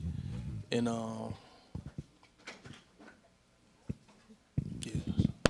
They took for granted the rock that made them, and they trusted in their own righteousness that they created in their own vain imaginations. So you trust in what made you beautiful to yourselves, but not to the Most High. How can you be beautiful and you're serving other gods? You're abomination to the Most High. See? So going back into the meat of our lesson, trusting in your own beauty is, like I said, being like the young rich man, believing that you're beautiful in the sight of God, even though you're committing spiritual fornication. If we are rebelling or despising the Most High's commandment, you are committing spiritual fornication. Okay? Let's go. Next precept is Proverbs chapter 12, verses 4 and verse 9. Proverbs chapter 12, verses 4 and verse 9.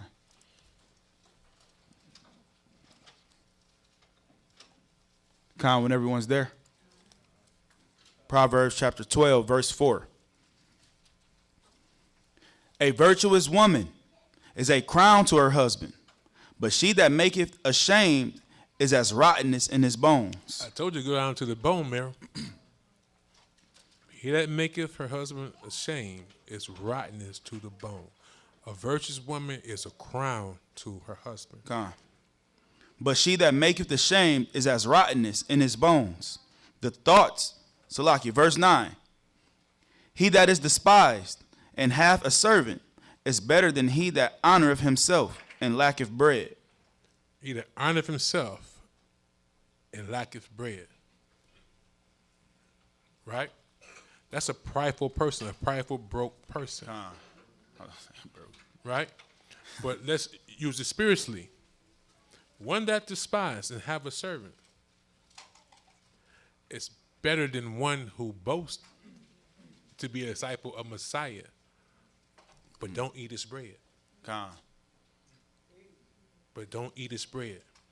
You make it yourself righteous, when actually, again, you're abomination. Next precept. Proverbs chapter 31, verses 10 through 31.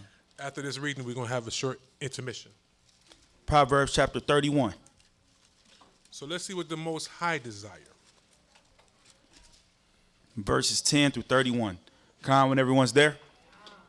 Verse 10 reads, Who can find a virtuous woman? Who can find a woman that fears the Most High and operate according to as he commands? Read. For her price is far above rubies. The heart of her husband do safely trust in her, so that he shall have no need of spoil. She will do him good and not evil all the days of her life. She seeketh wool and flax, and worketh willingly with her hands. She is like the merchants. She is like the merchant ships. She bringeth her food from afar. Now, this is quite contrary to the mentality of the women of the world. God. They think they should have to work. Yeah. They think the man is supposed to do everything for them. Like I said, they just sit around and so-called put on a costume and consider themselves beautiful. God. Read. Verse 15. She riseth also while it is yet night, and giveth meat to her household, and a portion to her maidens. Remember it talked about how beautiful a woman who took care of the house? Her household. Read. She considereth a field, and buyeth it. With the fruit of her hand she planted a vineyard. She girdeth her loins with strength, and strengtheneth her arms. She perceiveth that her merchandise is good. Her candle goeth not out by night. She layeth her hands to the spindle, and her hands hold the distaff. She stretched out her hand to the poor.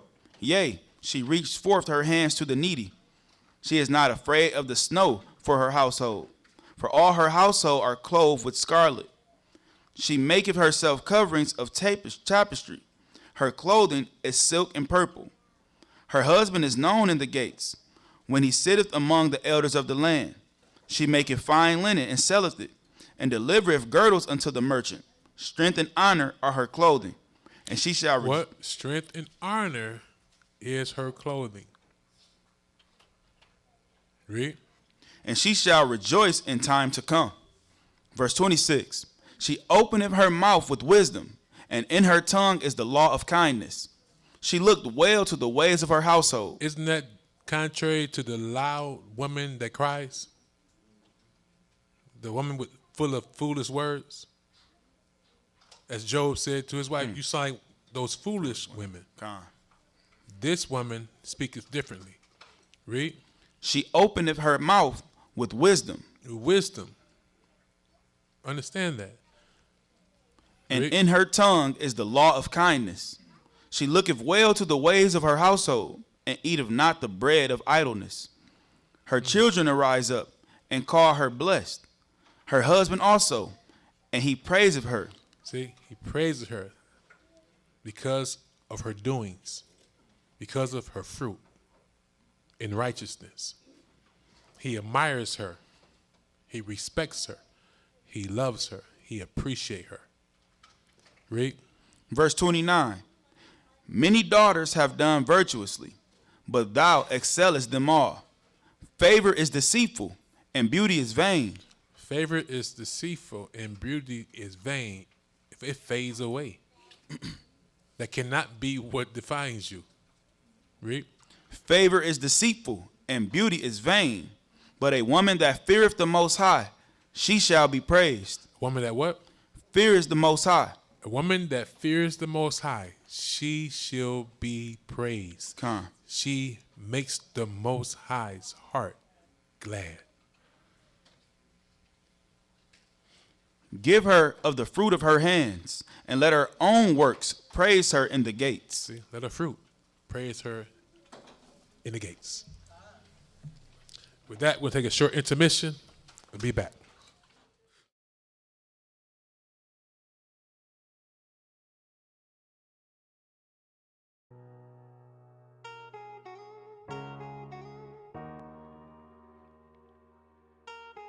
Yeah. This goes out to all my sisters. Keeping the faith. Jimmy on the beat, boy. I got all my sisters with me. No hating, envy, or jealousy. Every time we roll deep. 'Cause I got all my sisters with me.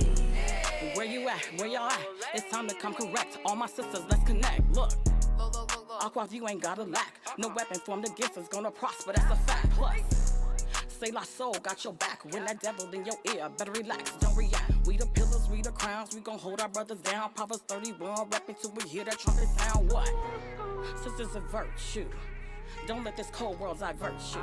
We the Judas, we Hadassah, we Deborah, we Susanna, we the keepers of our sisters and his laws. It's time to stand up. I got all my sisters with me. S.O.V. No hating, envy, or jealousy. S.O.V. Every time we roll deep. S.O.V. 'Cause I got all my sisters with me. I remember when I lost my babies. My girls were there to hold me down. She said, dry your eyes, I know what you're going through. Let me fix your crown, it's gonna be alright. She's so beautiful and original, not your average chick on me. She come from royalty and it's purity. She rock with SOB. I got all my sisters with me. SOB. No hating, envy, or jealousy. SOB. Every time we roll deep. Cause I got all my sisters with me. SOB. Yeah, TNIC, SOB, Sisters of Virtue. We in the building, y'all.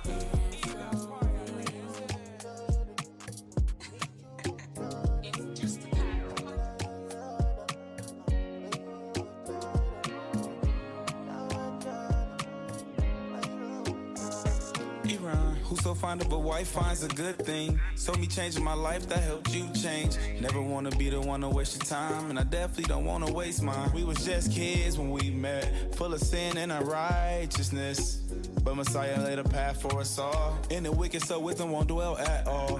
Promise to never lose your patience. Don't let anger turn to hatred. I was made in the image of God, so for Ahayah in my family, baby, I'ma ride. Keep your treasure stored in heaven. Every day purged 11. Don't let the old you come back. Remember everything Satan offers is a trap. Girl, I don't wanna waste your time. Girl, I don't wanna waste your time. Cause you're a daughter of the Most High. So I don't wanna waste your time. Girl, I don't wanna waste your time. Girl, I don't wanna waste your time. Cause you're a daughter of the Most High. So I don't wanna waste your time. Yeah, you know Baruch the name. The Most High put a stamp on this union. And what he put together, Satan cannot ruin. Those he put in Christ's hand will remain. Everlasting with the ancient of days. Never had the mind to waste your time. Do it righteous, we can't waste our lives. Let the Father deemed us fit to see the light. Give us opportunity to live right. Had to leave the sin in the past. Every day to go be better than the last. Self-doubt may creep in, but hold fast. Adversaries want us dwelling in the past. But the Messiah said heavy burdens cast away. Trust not their own mind, flee from vanity. We were called, we were chosen, not by chance. You see, you are royal, you are regal, you're from majesty. Girl, I don't wanna waste your time. Girl, I don't wanna waste your time. Cause you're a daughter of the Most High. So I don't wanna waste your time. Girl, I don't wanna waste your time. Girl, I don't wanna waste your time. Cause you're a daughter of the Most High. So I don't wanna waste your time. Survived every storm and every obstacle. 19 years later, girl, here we go. 2 grandchildren later, I thank him for his patience. Taught me to love you, which requires patience. Didn't wanna waste your time. Family was on my mind. Infidelity on your mind. Knew it was a matter of time to see that day is there who lives in darkness. My eye was resurrected, who is righteous. Trying to be an example, leads to his brightness. The kingdom is promised to the righteous. He said, if I love my feet as sheep, who's more important than the one I sleep with? My help me. Stay really hate our union. Let's keep his commandments to avoid Girl, I our don't ruin. wanna waste your time. Girl, I don't wanna waste your time. Cause you're a daughter of the Most High. So I don't wanna waste your time. Girl, I don't wanna waste your time. Girl, I don't wanna waste your time. Cause you're a daughter of the Most High. So I don't wanna waste your time.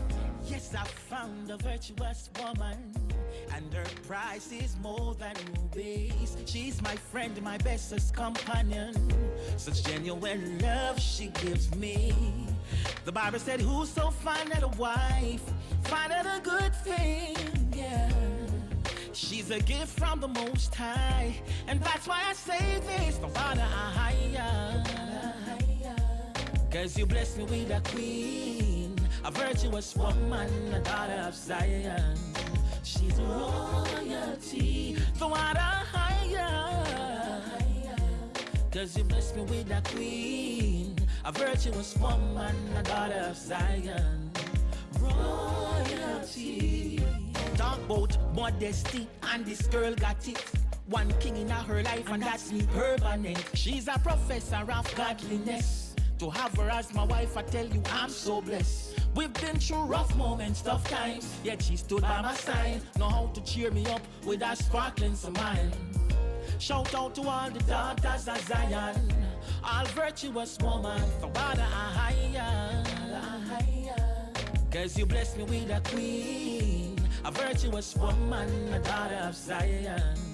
She's royalty. For what a higher. Cause you blessed me with a queen, a virtuous woman, a daughter of Zion. Royalty. Yes, I found a virtuous woman, and her price is more than rubies. She's my friend, my bestest companion. Such genuine love she gives me. The Bible said, whoso findeth a wife, findeth a good thing. Yeah. She's a gift from the Most High, and that's why I say, you are royalty. I say you are royalty. You are royalty. Yeah. And I bless the Most High for giving you to me. For what Ahayah. Cause you blessed me with a queen, a virtuous woman, a daughter of Zion. She's royalty. For what Ahayah. Cause you blessed me with a queen, a virtuous woman, a daughter of Zion. Royalty. For what Ahayah. Cause you blessed me with a queen, a virtuous woman, a daughter of Zion. She's royalty. For what Ahayah. Cause you blessed me with a queen, a virtuous woman, a daughter of Zion. Royalty.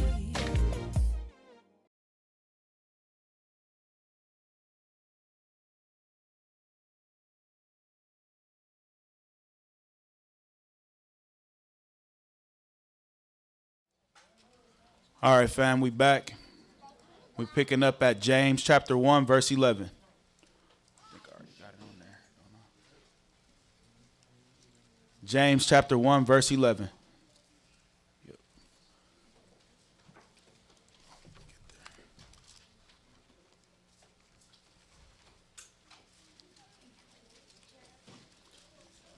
Con, when everyone's there.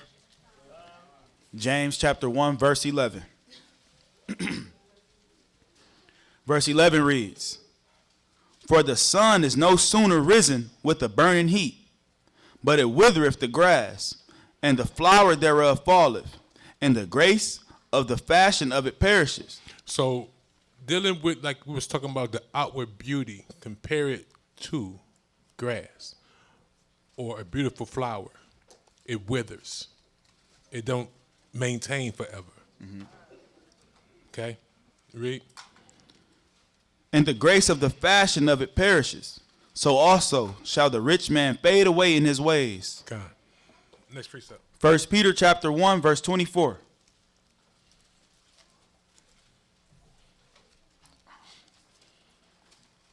First Peter chapter 1, verse 24. Con, when everyone's there. Con. For all flesh is as grass. For all flesh is as grass, and all the glory of men as the flower of grass. The grass withereth, and the flower thereof falleth away. But the beauty that's inside fadeth not. The beauty that's inside fadeth not. Next precept. Proverbs chapter 1, verse 7. Proverbs chapter 1, verse 7. Con, when everyone's there. That was Proverbs chapter 1, verse 7. Con. The fear of Ahayah is the beginning of knowledge, but fools despise wisdom and instruction. Con. The fear of Ahayah is the beginning of knowledge, but fools despise wisdom and instructions. Con.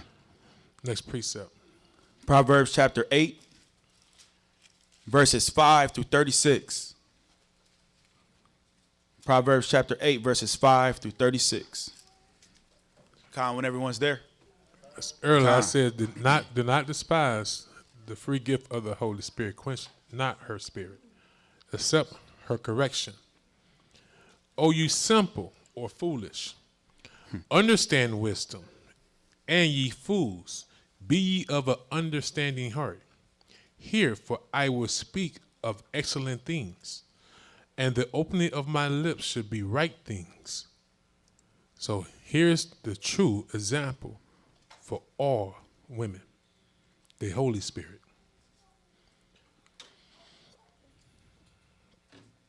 For my mouth should speak truth, and wickedness is an abomination to my lips. Again, this is how you must be. All the words of my mouth are in righteousness. There is nothing forward or perverse in them. They are all plain to him that understandeth, and right to them that find knowledge. Receive my instructions, and not silver, and knowledge rather than choice gold. For wisdom is better than rubies. The Holy Spirit is better than rubies. And all the things that may be desired are not to be compared to it. I, wisdom, dwell with prudence. So our mother is saying she dwell with prudence. How much more so should her daughters? And find out knowledge of witty inventions. The fear of Ahayah is to hate evil, pride, and arrogancy. So we must hate evil, pride, and arrogancy. That's what the wicked women the Most High was referring to earlier obtain. That's what destroys them. That's what runs them and ruins them. And the evil way and the forward mouth do I hate. Counsel is mine, and sound wisdom.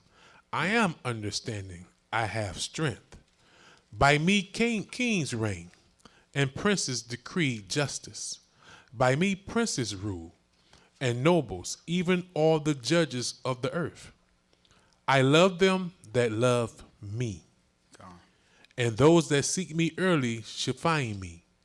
Riches and honor are with me, yea, durable riches and righteousness. See, the durable riches that fade not away. My fruit is better than gold, yea, than fine gold, and my revenue than choice silver. I lead in the way of righteousness, in the midst of the paths of judgment, that I may cause those that love me to inherit substance, and I will fill their treasures.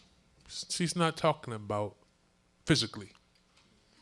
She will fill you with God's law, God's instructions. The Most High possessed me in the beginning of his way, before his work of old. I was set up from everlasting, from the beginning, or ever the earth was. When there was no depths, I was brought forth. When there was no fountains abounding with water, before the mountains were settled, before the hills I was brought forth, because I brought forth. While as yet he had not made the earth, nor the fields, nor the highest part of the dust of the world.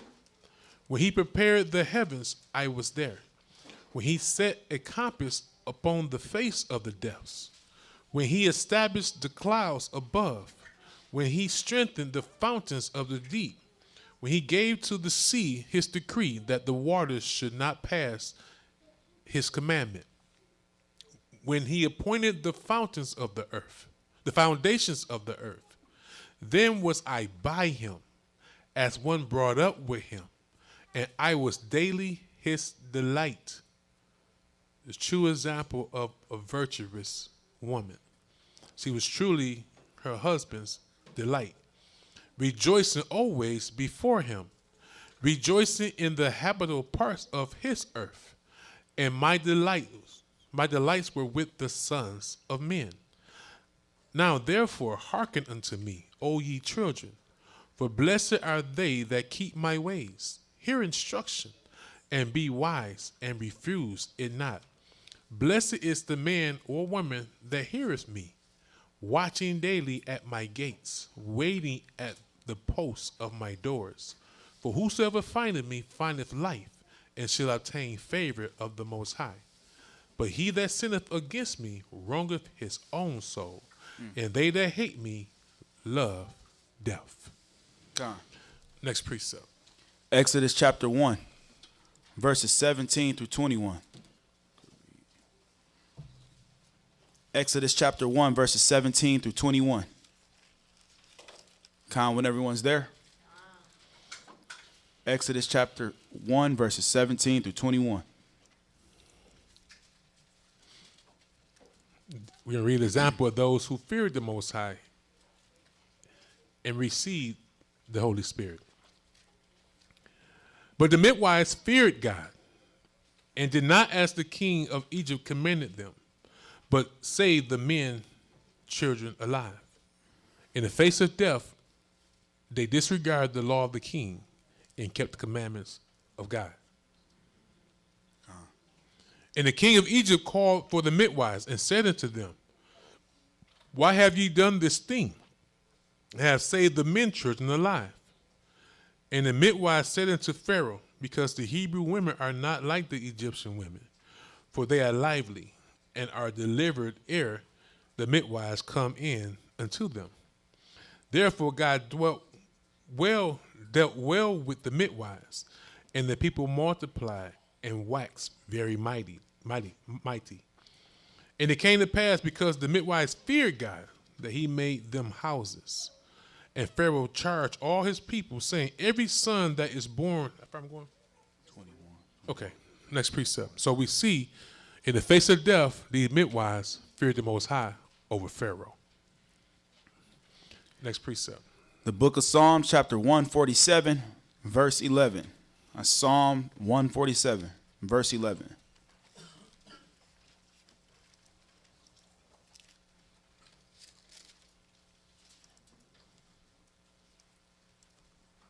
Psalm chapter 147. And we're going to see how the Most High looked upon his daughters that feared him over Pharaoh and any other daughter of his. Con, when everyone's there. Con. The Most High taketh pleasure in them that fear him, in those that hope in his mercy. So the Most High take pleasure in those that fear him and hope for his mercy. Next precept. Luke chapter 1, verse 6, and dropping down to 46 through 50. Luke chapter 1, verse 6. Con, when everyone's there. Luke chapter 1. Con.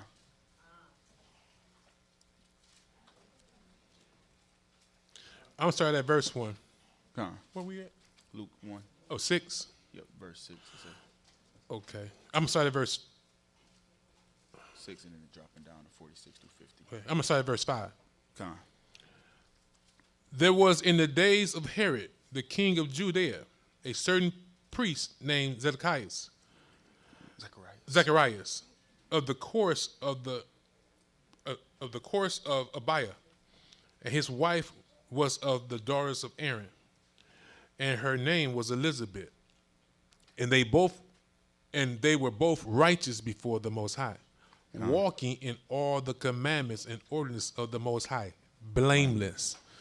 So the husband and the wife, the cousin of Mary, was perfect. Next precept, 46 to 50. Dropping down to verse 46. And Mary said, my soul do magnify the Most High, and my spirit have rejoiced in God my Savior, for he hath regarded the low estate of his handmaiden. For behold, from henceforth all generations shall call me blessed. For he that is mighty hath done to me great things, and holy is his name. And his mercy is on them that fear him from generation to generation. His mercy is on those who fear him from generation to generation. So this as this woman was not expecting this wonderful gift of the Most High. She was the mother of John the Baptist. But he used her because she was blameless in all his ways, and her husband. Next precept. 1 Peter chapter 3, verses 4 and 5.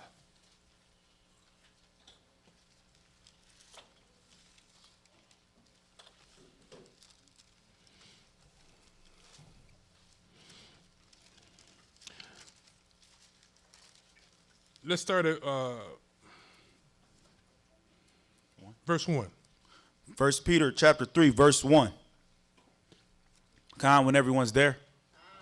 Con. Likewise, ye wives, be in subjection to your own husbands, that if any obey not the word or the law, they also may without the law be won by the conversation of the wives, or the behavior or conduct of the wives. While they behold your chaste behavior and speech or conversation coupled with fear. So your consistent obedience to the Most High is very important. It says because the husband who without the law don't fear the Most High can use you. Now these are people, let's say for example, right? They're in the world. The wife, the Most High calls the wife. Okay? She comes into the truth, get baptized. They're already married. Okay? So the Most High is telling this sister to be consistent in her walk. He may use her to bring her husband in. Right? It's not saying when you're in the truth, you go find someone of the world. They're already married. Okay? It says, whose adorning, let it be not that outward adorning of the planting of the hair, or a wearing of gold, or a putting on of apparel, like we read earlier in the book of Isaiah. Right? It's not saying you cannot dress up, but let this not be what adorns you as the women of the world, where they are empty and void inside, but look good on the outside. Verse 4 again. How far I'm going? 5. But let it be the hidden man or woman of the heart, in that which is not corruptible, even the ornament of a meek and quiet or peaceable spirit, which is in the sight of God of great price. So this is the goal of the law for you sisters. Next precept. Verse 5. Verse 5? Yep. How far I'm going? Just verse 5. I'm sorry. For after this manner, in the old time, the holy women also, who trusted in God. See, those who trusted and feared the Most High. Right? Adorn themselves, being in subjection unto their own husbands. Verse 6. Even as Sarah obeyed Abraham, calling him Lord. Let's get Lord.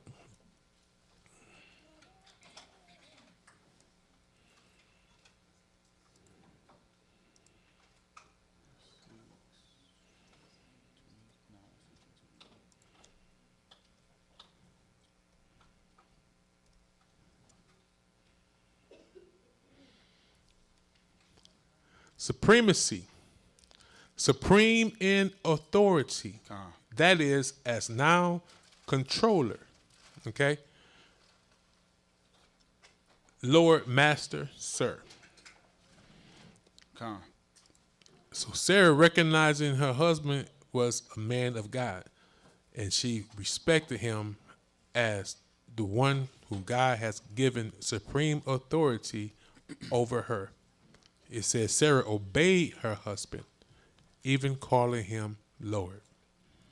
And she and the women of old are your examples.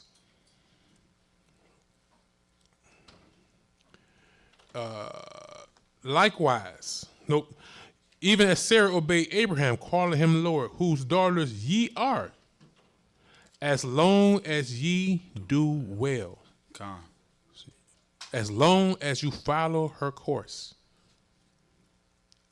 And not afraid with any amazement. Likewise, I'm going to get to the husband for a minute. Ye husbands, dwell with them according to knowledge, giving honor unto the wife, as unto the weaker vessel, and as being heirs together of the grace of life, that your prayers be not hindered. So you see the commandment of husbands. If we do not do this, our prayers will be hindered. The Most High will not hear us. He will reject us. This is where he will reject the sisters that do not his commandment. Next precept. Yep. Let's get that this last one. Verse 9. Not rendering evil for evil, or railing for railing, but contrariwise blessing, knowing that ye are therein called, that ye should inherit a blessing. Next precept. Ecclesiastes. The Ecclesiastes chapter 7, verses 16 through 19. It was Ecclesiastes chapter 7, verses 16 through 19.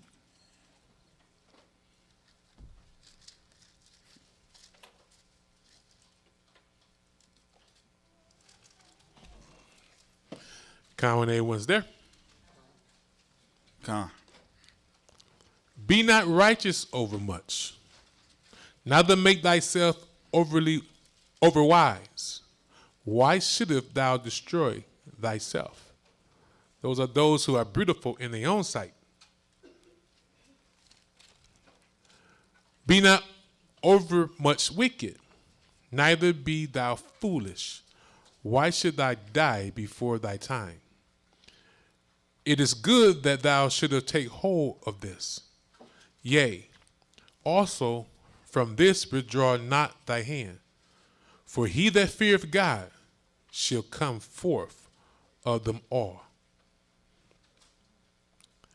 Wisdom strengthen the wise more than 10 mighty men which are in the city. Wisdom, the Holy Spirit strengthened more than 10 mighty men which are in the city. Next precept.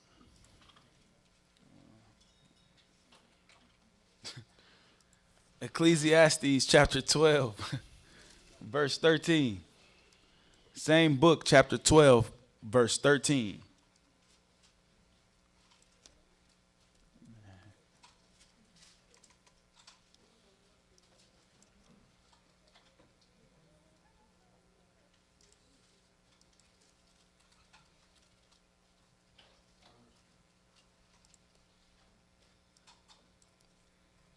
Con, when everyone's there. Let us hear the conclusion of the whole matter. Men, women, husband, wives alike. Fear God and keep his commandments, for this is the whole duty of mankind. Next precept. Last four precepts. Romans chapter 2, verse 29.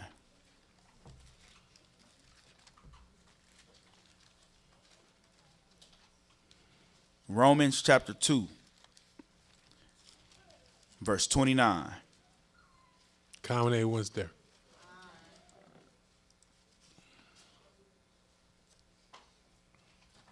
But he is a Jew, which is one inwardly. And circumcision is that of the heart, in the spirit, and not in the letter, whose praise is not of men, but of God.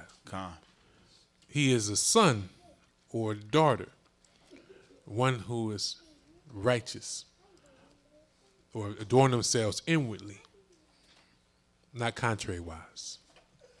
Next precept.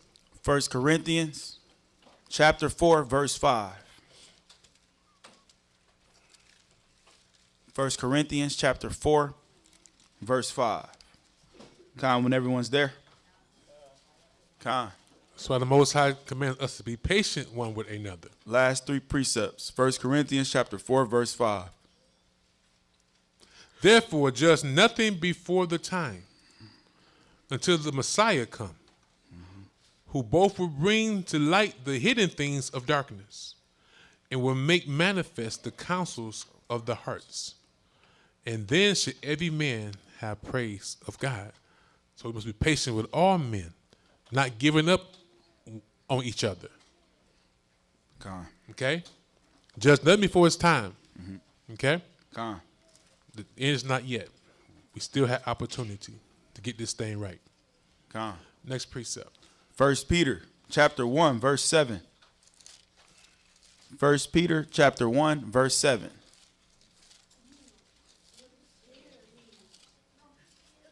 Nemo. Con, when everyone's there. Con.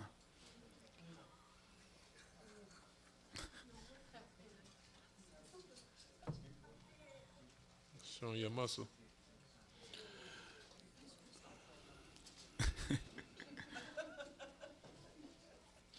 Let's get 6. Con. Wherein ye greatly rejoice, though now for a season, if need be, ye are in heaviness through manifold temptations, that the trial of your faith, being much more precious than of gold that perishes, though it be tried with fire, might be found unto praise and honor and glory at the appearing of Yahshua. Okay? Next precept. Last precept. Ezekiel chapter 36, verses 25 through 30. Ezekiel.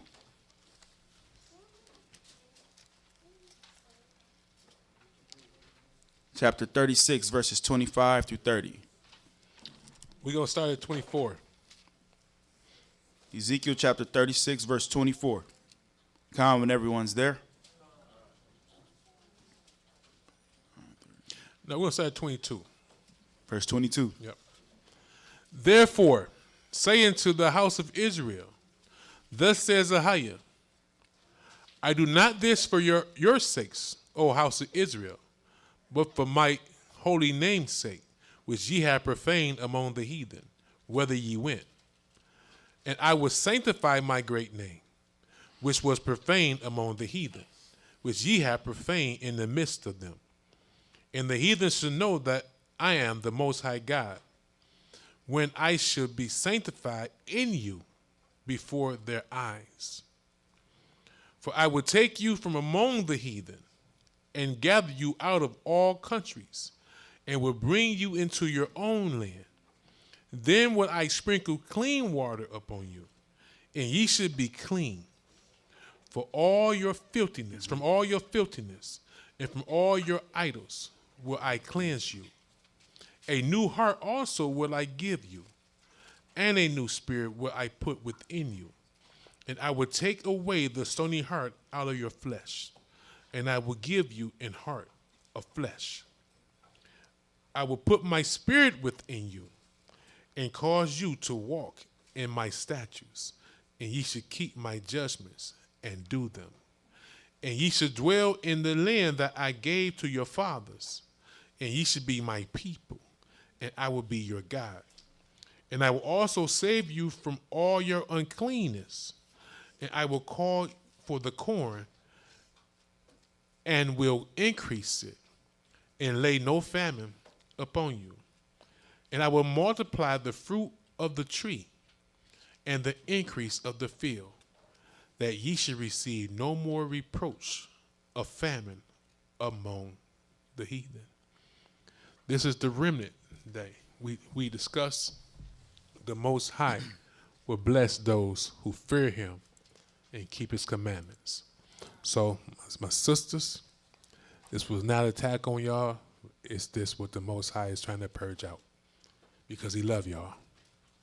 And for the brothers, we know what it is. Those who don't, I pray that you get it. Because if we don't keep his commandments, we will be destroyed. So sisters and brothers alike, Do not let the spirit of pride destroy you. That being said, love you all. Ahayah.